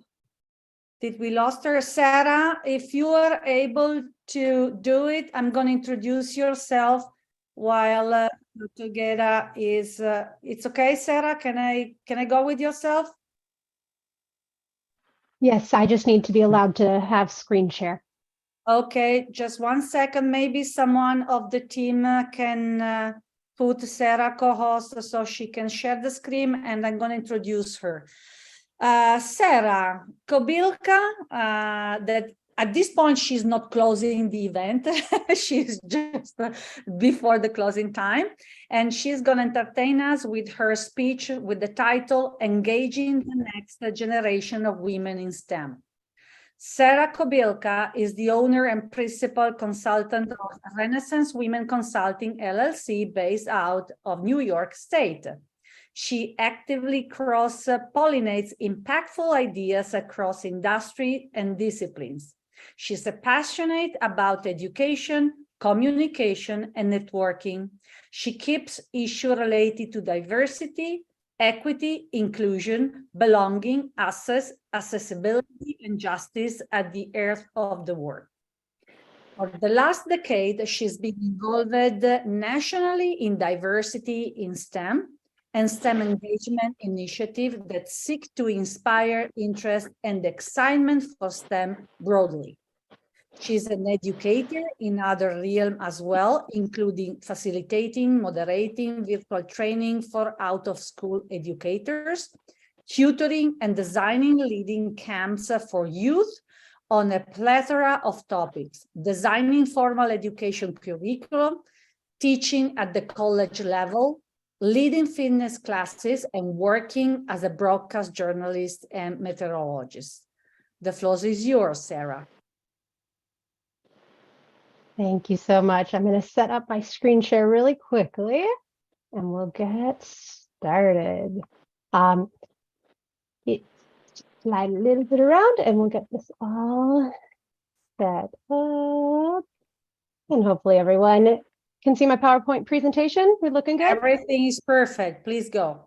Beautiful. So thank you all. I really appreciate the invitation to be part of this. I am Sarah Kobilka. I'm in New York, but the state. Most people usually think, oh, they must be in New York City, but no, not everybody lives in New York City. I'm about an hour and a half from New York City, straight up the Hudson River. And I'm going to be talking to you a little bit about engaging the next generation of women in STEM, something that has been a huge part of my career and my life in general. You see some pictures here and you may hear some sound in the background. On the left-hand side of the screen is an image of the small child that you may hear in the background because my little one, Hannah, is homesick. I don't think she's doing chemistry right now with my husband, but he is a chemist working for IBM. So who knows what he's doing to keep her entertained. In the middle is a Halloween costume from last year. This is my oldest daughter. She is in first grade. She's 6 years old. She's an astronaut. And I hear that that has been a theme so far. I was sad to not be able to attend the entire session because I was playing with a small child. And then I am space. So we have the astronaut in space. And at one point in time, that little astronaut was floating inside this very space. So that was our little joke. And we won a costume contest. So we're pretty proud of that. And then on the right-hand side is a picture of a couple of girls. These are high school girls, sophomores from Arizona, which is one place that I lived prior to living in New York. They're working on an engineering challenge. I do believe from the supplies on the screen that they are designing a device to protect an egg that is going to be dropped from the second floor of the school building, which led to significant cheering and groans of disappointment when we heard cracking sounds on a few of those devices. So this has been a huge part of my life and my career working with youth in STEM, but it is not the only thing I've had. I am, like Dr. Erica said, a person who's had a very divergent path in life. One of my past careers was I was a TV meteorologist as well as a reporter at a number of different stations in the Midwest. So in the states of Minnesota, though most of our viewers were in Wisconsin, Iowa, and Missouri. And I was Sarah Kelly on TV. That was my TV name. Got sick of it. Didn't like getting up at 2 in the morning and going to bed at 6 p.m. So I moved out of that into the world of nonprofits and really found my footing when I got into the world of science museums. So I was hired in Iowa at the Science Center of Iowa as a science presenter and got to engage with youth and get them super excited about all things STEM related, science, technology, engineering, and math. And that was when I first got involved in diversity and STEM efforts in particular. So I became a trainer with the SciGirls program, and I'm going to be sharing some resources from SciGirls because I'm hoping that many of you who are joining us today are scientists, engineers, mathematicians, technologists, or interested and passionate about the topic and really want to get that next generation that same level of excitement about it. So my career right now is that I am an entrepreneur. I own my own business called Renaissance Woman Consulting. I refuse to be categorized as left brain or just right brain. I am not going to stay in one field or one industry. I really get to work across them. And that's why I talk about cross-pollinating impactful ideas across both industries and disciplines. When one of my degrees is atmospheric and oceanic science, and I love it. I call it the gateway drug to STEM because I can talk to 3-year-olds about it. I can talk to a 93-year-old with dementia. I can talk math. I can talk technology, physics, biology. It's all integrated in there with weather. So I really love it. And I have that background that is multidisciplinary, science education, both in the informal and formal world, science communications, science engagement. And a really important part of the work that I do is that diversity, equity, inclusion, belonging, access, accessibility, and justice. And lately I've been doing a lot in the accessibility realm, which has been really exciting to continue to be a lifelong learner and grow. So as Dr. Erica talked about, continue to grow, continue to learn, continue to engage. So I'm going to be sharing some tips and some background information about girls in STEM that comes from SciGirls. These are they have their SciGirls strategies, which are proven strategies to engage underserved youth in STEM. And I do want to note out, yes, it has the word girls, but we are really looking at stuff that works well for all learners. We're defining girls broadly. We're not having that idea of just a binary men and women. We know we need to move beyond that. The youth of today are moving beyond that, and this is how the real world operates. So while it has girls in the title, it's more than that. The big idea of it is media and education that changes for girls, how the world sees girls and how they think about STEM. And SciGirls is really kind of unique because initially it was designed to focus at the middle school age. And one of the things we know from the research is that middle school is when we start to see girls opt out. So it's great to have those college programs. It's great to have high school things, but it's as early as middle school that they're opting out. And in fact, we have research that shows as early as preschool, girls are already thinking that, oh, boys are smarter than girls. Science and math are for boys, not for girls. And that's kind of disappointing, worrisome to think that someone as young as my 3-year-old has already been getting that message from mass media, from literature, from whatever resources. So we're really trying to fight against that. And SciGirls does that in multiple ways. They have a PBS Kids TV series on in the United States. They've got a website. And the part that I've been involved with for more than a decade is some of the training that we do, professional development that helps people to know, how do I engage girls and all youth so that they're more excited and interested in STEM. And SciGirls has been around for more than 20 years. They started off or almost 20 years. They started off in 2004, and they've reached over 150,000 girls over the last decade. So they're doing amazing work. For me, it's been exciting. I've gotten to travel around the country, work with all sorts of different people, whether it's the Society for Women in Engineering chapter in Florida that I flew down to train, or Northrop Grumman. I had a chance to train scientists and engineers from there, or just people who work at after-school programs to really empower them to engage and get people excited. Because the research shows, I took out one slide just for time, but we know that boys are not better than girls at math and science. The test scores don't show that they're inherently better, though there are some people who are still making that statement, which is just super disappointing. But here's some numbers of what's happening. By the time we get to undergraduate degrees, and again, this is in the United States, we're seeing that computer science, less than 20% of the degrees attained are women.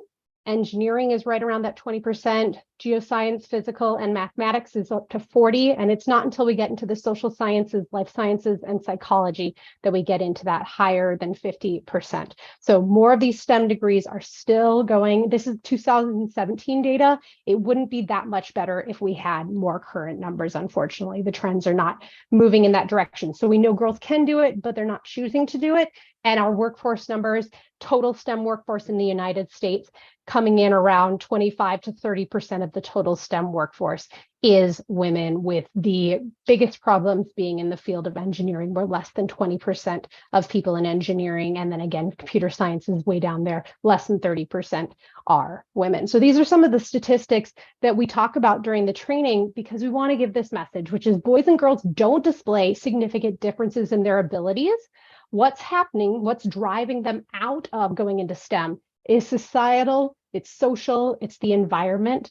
And the differences consistently appear in their interests and confidence at a very, very young age, even preschool age, but really middle school is when they're starting to opt out. And the differences can be linked to negative self-perceptions, not believing in themselves, and then stereotypes enhance that. And we know that certainly when you put in other factors, race, disability, socioeconomic status, those just compound it and make some students really feel, I don't belong. This is not the place for me, which we know is not true. So I'm going to really quickly go through the SciGirl strategies, because I'm hoping that these are maybe something that could be useful for all of you, as if you have the opportunity to engage girls, you don't have to be running your own summer camp. This could be a niece This could be a child that you're talking to who's related to your neighborhood kids, just a way to engage them and get them interested. So connecting to girls' lives is really important, knowing about what matters to them, thinking of what topics they care about, the impact they want to have an impact in their community. They really do care. This next generation is extremely passionate. We've seen that with climate change, that a lot of them are leading the way. So find out what they care about. It can also be things that are more stereotypical female interests. It could be makeup. And there is STEM in that. It could be the stereotype of, oh, cooking is a woman's task, though then of course professional chefs are disproportionately male, but we don't have to get into that. But there are ways to just find out, what do they like? Let's find a way to connect it to STEM. Second is to support girls as they investigate questions and solve problems using STEM practices. So many people walk away from taking science classes in elementary through high school and say, oh yeah, I memorized all those facts. Yeah, that was that class where we memorized all the bones or the phylum or all these chemicals, the periodic table, whatever it might be, not realizing that science is a process rather than being a bunch of facts. And so helping them understand that it's a process that they can engage in, they can ask questions, identify problems, and that ties to what's relevant in their lives, plan investigations, predict, build, test models and prototypes.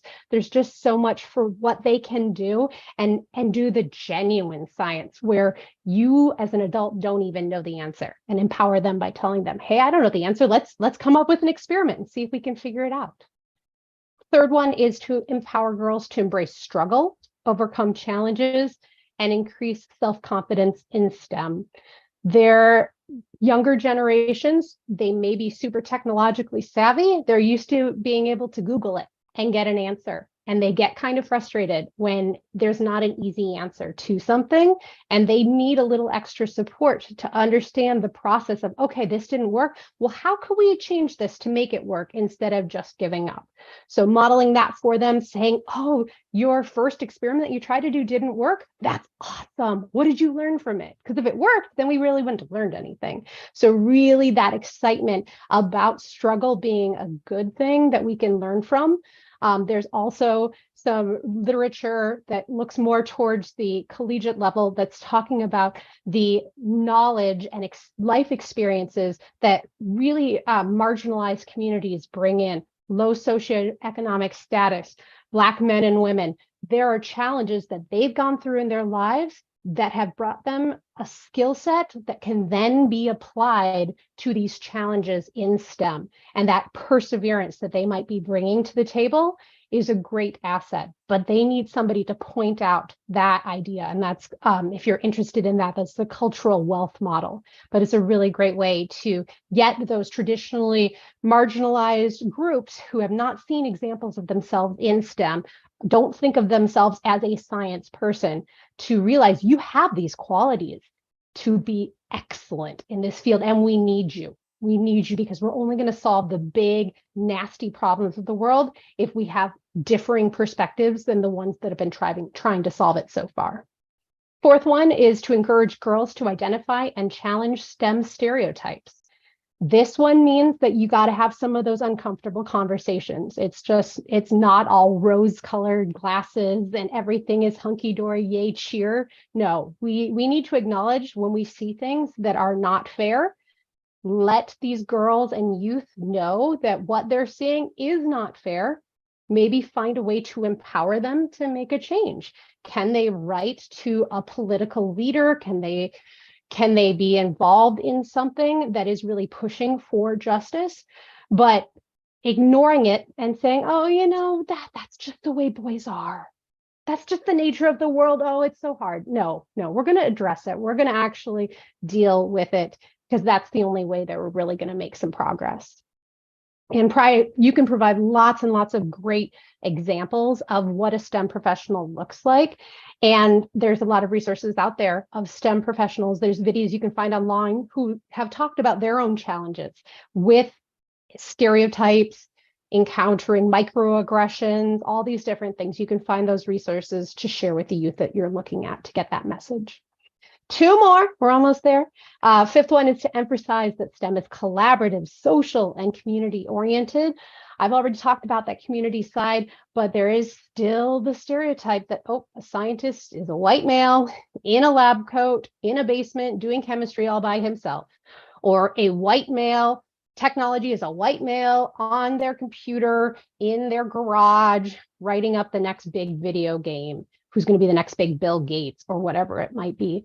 And there just isn't the realization that that's not how it's done. That's not how it works. We need all this knowledge. We need to be interdisciplinary, multidisciplinary, bringing people together, learning. It's not universities who are finding out the needs of their community and then fixing things for them. It's collaborative work where the community is bringing challenges and everyone's taking an asset-based approach. What do we have? What is our knowledge? What can we bring to the table to work together? And then finally, that critical role of having diverse STEM role models, whether it's people who are coming in and engaging with the youth, or it's videos that you find online, having somebody where the student can look at them and say, that looks like me, or that looks like my aunt, or my grandma, or my cousin, or somebody from my community, having that ability to make that sense of connection of, hey, that is attainable because somebody who looks like me or maybe comes from my background can do it.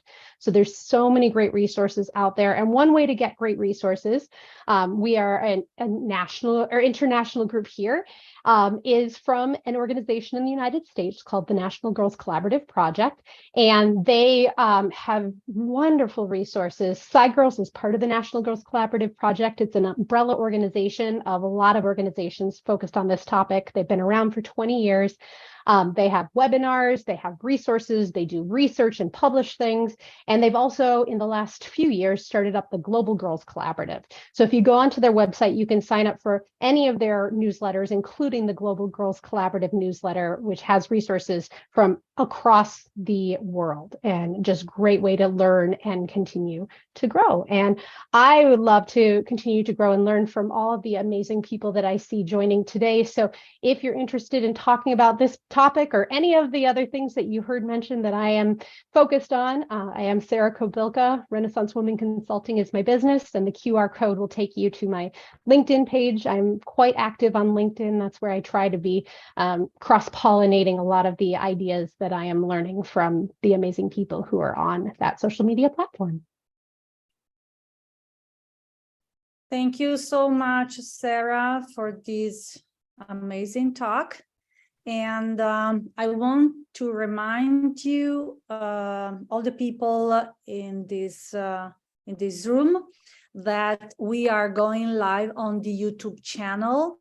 So you will have time to listen again all the speeches of these brilliant women, but also you can just, stop the video and catch the information you need, like the website or any kind of resources that our ladies are sharing with us. I'm going back and putting all of my resources that I shared. I'm putting the links in the chat right now. So if you're looking for any of them. This is a perfect, but I mean, I don't miss the opportunity to repeat the YouTube channel, because the video will be recorded. So maybe someone didn't have time to stay with us all the time of the event, so they just can go back. Any question or any thought? Let me check also the YouTube channel right now. So not in the YouTube. Like I've done before, I like to connect all the talk I listened tonight. And actually also yours, Sarah, was really conducting me back to Daria, but also to what Dr. Erica just said. And even in this case, it seems to be the gender gap, it seems to be cultural, a cultural aspect that we need to work on. So numbers you showed in the chart are actually not only for the USA, because they are just all across the entire world. So less than the 40% of women are in STEM right now.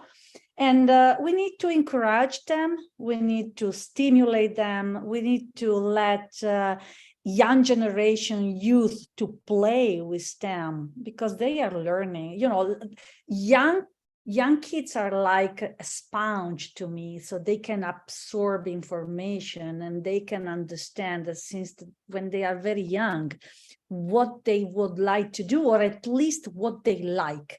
And most of the time, what they like, if it's not blocked or stopped because of stereotype or other external situations, is what influence their life in the future. Ladies, any question coming from the panel?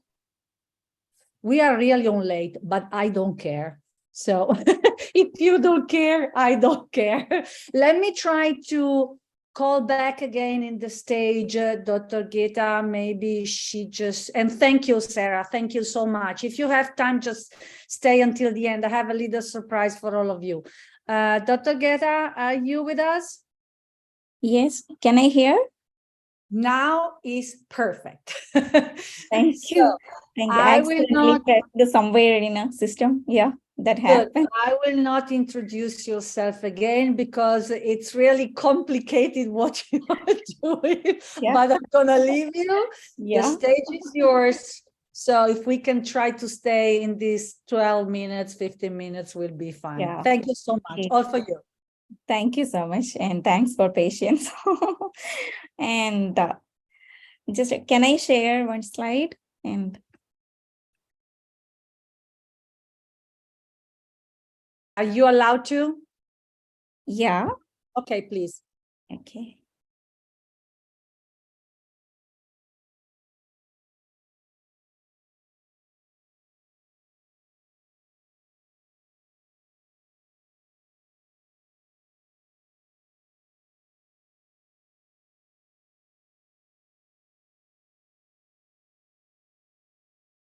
Okay. Yes, we can see your screen. Okay. Thank you. Thank you. Okay. And women in marine sciences and challenges and scopes. Today, I wish to discuss about this. Sorry, Geetha, to interrupt you, but we just see the icon, the little icon of presentation. Did you launch the presentation? Okay, I'll now. Probably you need to share a different screen.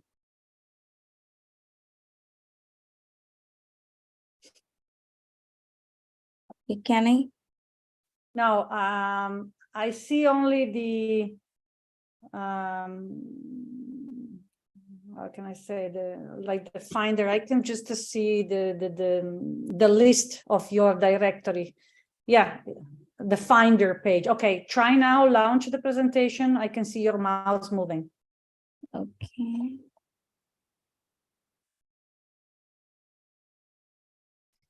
You need to share another screen, probably. You are sharing the wrong screen.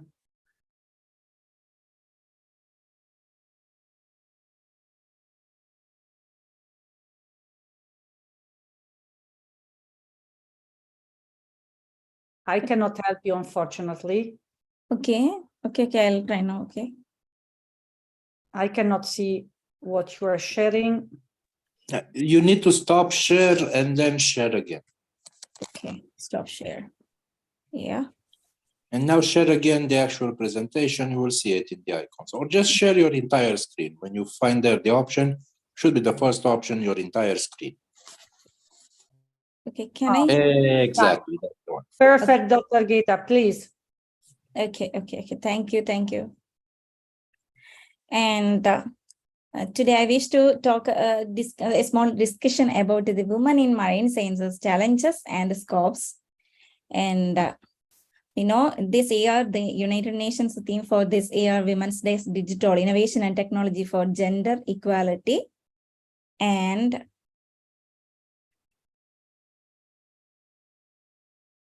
women in ocean science. Where are we in terms of gender equality? The Global Ocean Science Report now gives some insights on the proportion of female ocean science researchers at global scale and by marine research fields In 2013, based on that data, on average, 38% of the researchers in ocean science were women, about 10% higher than the global share of female researchers. When looking more closely, the huge variability among countries ranging from 4% in Mauritania to 62% in Croatia stresses the need for directed and tailored support for women in ocean science. That some other data showing that globally, many fields in ocean science, in particular ocean observation and ocean technology, but that all are still dominated by men. That is 75% of the researchers. And first female marine biologist, that was the Sylvia Elise Early. She's an American marine biologist, oceanographer, explorer, author, and lecturer. Okay, and her field is oceanography, and the institution NOAA, National Geographic, and that is her details. And just I'm introducing her now because it's importance of that a woman in a marine science. Okay, percentage of female in marine biology. Actually, marine biology is a male-dominated career. Actually, gender mix based 2023 data showed that according to the Career Explorer website, data showed 69% of marine biologists are women and 31% are men based on based on the US demography. And according to International Maritime Organization, industry data shows that women seafarers or captains for the ship make up just 2% of the crewing workforce and are predominantly found in the cruise sector, while in ship owning companies, they made up 34% of the workforce. Okay, coming to the branches of marine sciences, in a different 4 different branches are there, such as oceanography is an interdisciplinary science where math, physics, chemistry, biology, and geology intersect. And traditionally, we discuss oceanography in terms of 4 separate but related some other branches also: physical oceanography, chemical oceanography, biological oceanography, and geological oceanography. And challenges. Women in oceanography are underrepresented groups, and there is also gender-based discrimination they are facing and need to be mentally and physically prepared to work in field, or some funding issues, or maternal leave and baby care, and safety risk in the field, and competition for getting a good job, seasickness, or some health issues, and poverty. And these all are the challenges facing by women in a marine sciences field. Similar, and they are actually, these jobs are related to animal lover based career path, similar to jobs in that animal loving career path. The job market for research oriented marine biology careers is very competitive. The number of these jobs available is growing at a slower than average rate of 5% through 2030. And scope. And marine science plays a pivotal role in the continuing quest to understand our world and to manage its resources. The interdisciplinary nature of the marine science curriculum will prepare students to analyze critically such contemporary issues as environmental change, human impacts on the ocean, and biodiversity. And the marine biology professionals work under main job titles like wildlife biologist, zoologist, fish and wildlife biologist, fisheries biologist, aquatic biologist, conservation biologist, and biological technician. These are different jobs for the marine science students or the professionals. Marine biologists study the oceanic environment to develop solutions for environmental problems, as well as explore more about the world. They help to monitor the salinity of ocean and maintain aquatic ecosystems. Okay, and then ocean holds a vast diversity of flora and fauna that are critical to its biogeochemical cycles, and that serves as an important source of food and pharmaceuticals or bioactive drugs. So that if marine biologists can protect, observe, or manage marine organisms or animals, plants, and microbes. And marine biologists can hold many titles and specializations. For instance, they can manage wildlife preserves to protect aquatic organisms. They may also study in fish population. And It's continuing. A marine biologist can work for government or private sectors in India or in any other countries, and they can be involved in jobs with environmental laboratories, marine laboratories, fishery industry, tourism industry, or work in universities as a lab technician or as a teacher. They can also do journalism work and TV agencies work. The exciting career opportunities around marine biologists in zoos, aquariums, nature centers, schools, and research labs. Immersing yourself in the study of saltwater biomes can be a fascinating career. Marine biologists help take care of our most precious resources. A marine biologist can be their own boss. Public speaking is a part of their job, and it's a pretty rare job title also. They have a lot of exploring to do in the world. They won't spend as much as time on the water you may think. And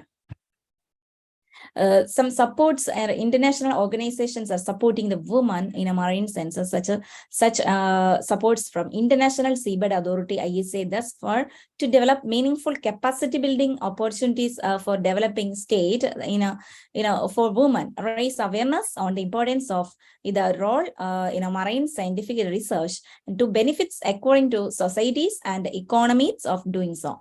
Give preferences when possible to qualified female applicants, in particular from developing countries such as especially SEEDs and LDCs, and different capacity building opportunities such as contractor training and the endowment fund, internships, and others. And their salary range in India, the salary is relatively higher in the private sector. An entry-level marine biologist, 1 to 3 years of experience with, they can earn an average salary of above 50,000 or 5 lakhs, or in the other end, senior-level marine biologist, 8+ years of experience, and average salary and above 8 lakhs, and in USA, and the average is $71,000 above, and something like that. Okay, and these are the references I used in some data collection, and thank you. And I wish to my passion and the interest to join or select this course or profession in my life. Actually, from my childhood, I have been interested in nature, animals, and birds, and I was curious about the wonderful ocean world. And actually stars and planets and astrobiology and everything. I was curious and interested to learn more about life in ocean depth than other things on innovative science methods and discoveries and space explorations. This all was helped me to select my interesting subject zoology for my graduation and post-graduation, and aquatic biology for my MPhil course, and zoology for marine and estuarine benthic ecology and specialization for my PhD course. So, and I think any women can choose this career for as a good option for their life, and anyone can join this course based on their, actually it needs some passions and interests and dedication to field work and time consuming in a lab work and everything. We know it's related to science, so that we need to experiment we need to do experiments in labs sometimes it may be late night, and we may actually we are adjusted to we are ready to adjust to such lives in this profession.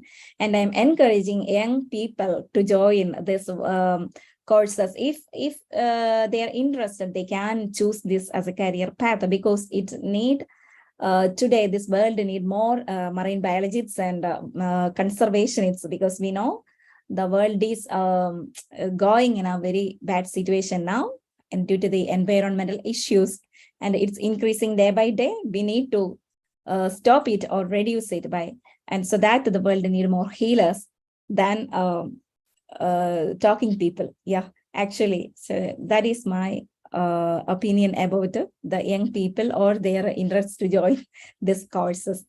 Okay, thank you so much for hearing me, and thank you so much for the opportunity to share my experience with all of you. Thank you. Thank you so much, and I'm sorry if we had some technical issues, but we appreciate your speech. And you said we need more people in your field. What I'm just adding is that we need more women in STEM, because women are creating life. Yeah.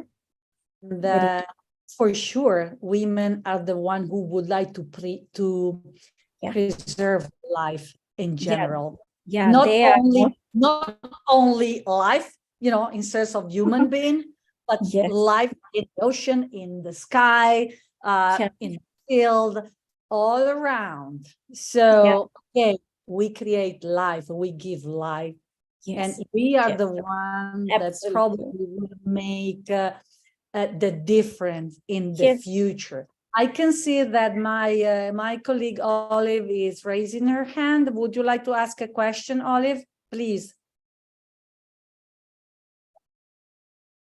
Olive, you're muted. Hi, sorry. Thank you, Simonetta. Thank you, Dr. Geetha. Welcome. I'm glad the technical issue was sorted. My question is this.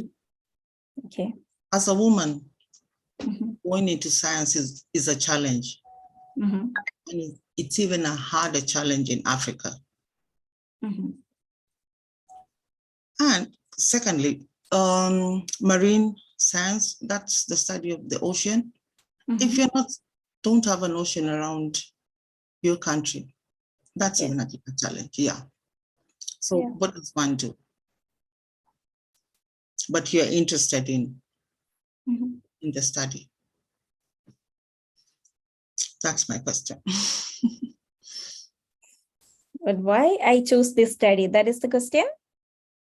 No, in Africa, it is a big challenge to become involved in science. Okay. And even a bigger challenge because marine science is the study of the ocean.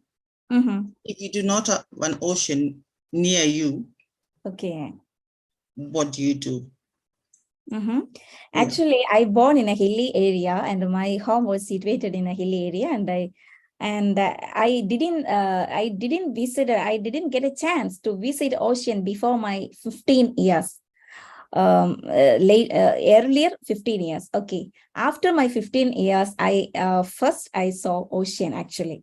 Then I saw that day was I cannot forget that day because I was very surprised and wanted about that huge water made ecosystem, and it's a sound and everything. It's actually I was very interested to learn more about that ecosystem because my home is not near in an ocean or beach. I am lived in a hilly area. Based on my curiosity and passion, I chose this profession and go I went to some areas near seashore institutions to study about this ocean and its biodiversity and everything. And besides that, I learned a lot about the ocean and its marine biodiversity and the importance of the ocean in a human life and everything. So that I decided to learn more about this course, and I plan to share my knowledge for the well-being of world and for making a better world for all. So that I chose this career path, actually. Thank you. Thank you, Dr. Geetha. Thank you, Dr. Gedda. Any other question coming from you, ladies and gentlemen? We don't have question coming from YouTube.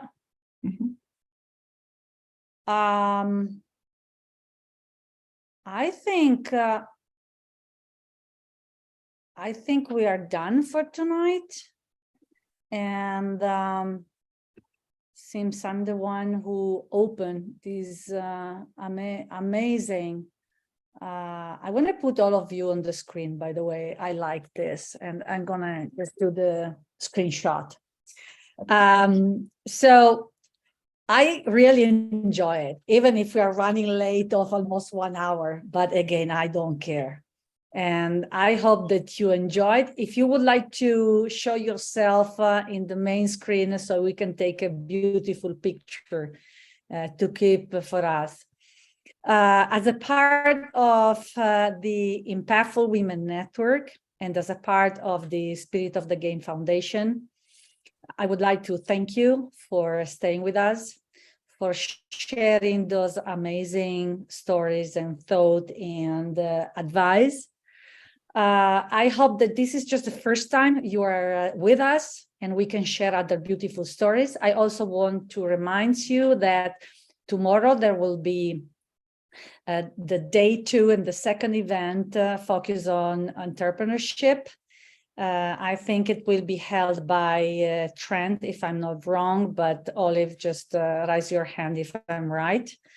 Will be from 1700 GMT, again for 3 hours.